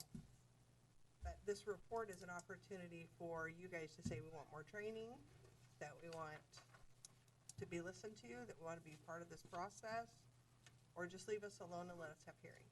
It's up to you. Well, like I said, in my case, I would appreciate training, but maybe when we're having a slow development time. Yeah. It could be, Not during the marathon spring. no. Not next meeting. And when Next is the meeting. next corridor meeting? We don't have it scheduled yet. Okay, yeah. Well, that is kind of something. Can you all meet at 6:30 next month for riverfront connector stuff? Oh, it is. Probably. Well, just let me know ahead of time so I can arrange I will not. to get here in time. Another cruise, huh? Left work early today, and I could probably make it. We can Skype you in, Sheila. Huh? We can Skype you in. Could I you have just to send fly out that night. send us an email with the date and A reminder. yeah. Yeah, we'll have that as it comes closer. We were talking about schedule and some stuff's coming before you get, but now it's getting more interesting because now we're talking about design options. It's not just what's existing, what's the zoning. It's getting Plymouth, Old Cool. Portland Road, cool. So what we're doing, in order to be friendly to the public, we're offering 2 separate presentations. And the first one, I think, is at 5:30, and the second one's going to be at 6:30. So there's going to be people in this room when you show up, either finishing a presentation, and then you will sit and watch a presentation that maybe other people are also watching. Because I know that people commute, and we want to offer multiple times to view the same information. So it's not going to be just you guys. There'll also be people in the public, kind of like last time. well, we hope. Yeah, we hope. Did you start at 6:30 last time too? Started at 6. Yeah, so I thought it was Yeah. a lot So tougher to get here. But We're also not scheduling a public hearing at 7 so that we allow ample time for Oh. you to discuss with the consultants. Because this time we're actually going to have potential design options Oh. for areas, so there'll be more discussion. and not so many hearings. And I think so far we only have one hearing. Yeah. And this close to the deadline, it's unlikely to have more. So Yeah.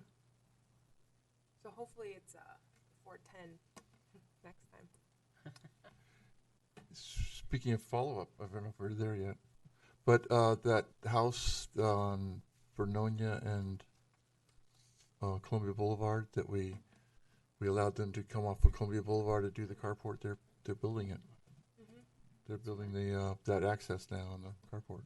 What are they gonna do with the door that's up there? Are they gonna build a deck off it that goes? You were gonna do it stairs. It's been a too. while since I've looked at those plans, but I do remember something there. Yeah. Have a little side stairs going down, yeah. I don't think the building code would allow a door to vertical nowhere. I know. I was And wasn't it supposed to be connected to the house? No, it was a carport. Well, I'm thinking of the wrong one. It was just a carport. It's at Four Corners. No, but they have a door. They have a door up. That goes, you know, Leaping door. Yeah. Winchester Mystery House. You going? Anyway, it's interesting. It's, you know, the machine moves on. You kind of forget about the decisions you made, and you draw back. Oh, yeah, that's right. Was it like 2 years ago? Or See, that's what we need to do is get them T-shirts that said, "I permitted this." And we can take pictures of you. my wife hates that. Everywhere we go, it's like, I delineated that. Oh, I permitted that. Don't look anymore. We'll I cannot go to Clatsop, We'll Columbia get two County for Dan. on a holiday or something. It's nice. I checked that wetland. People make fun of me. It's like, did you delineate that one over there? Well, at least she knows you're busy doing something. Huh? We were kayaking in Seaside, and I wasn't supposed to look at anything. But then I saw a violation, so I hung back and took pictures, so she didn't know. It's horrible. It's no fun anymore. Curse.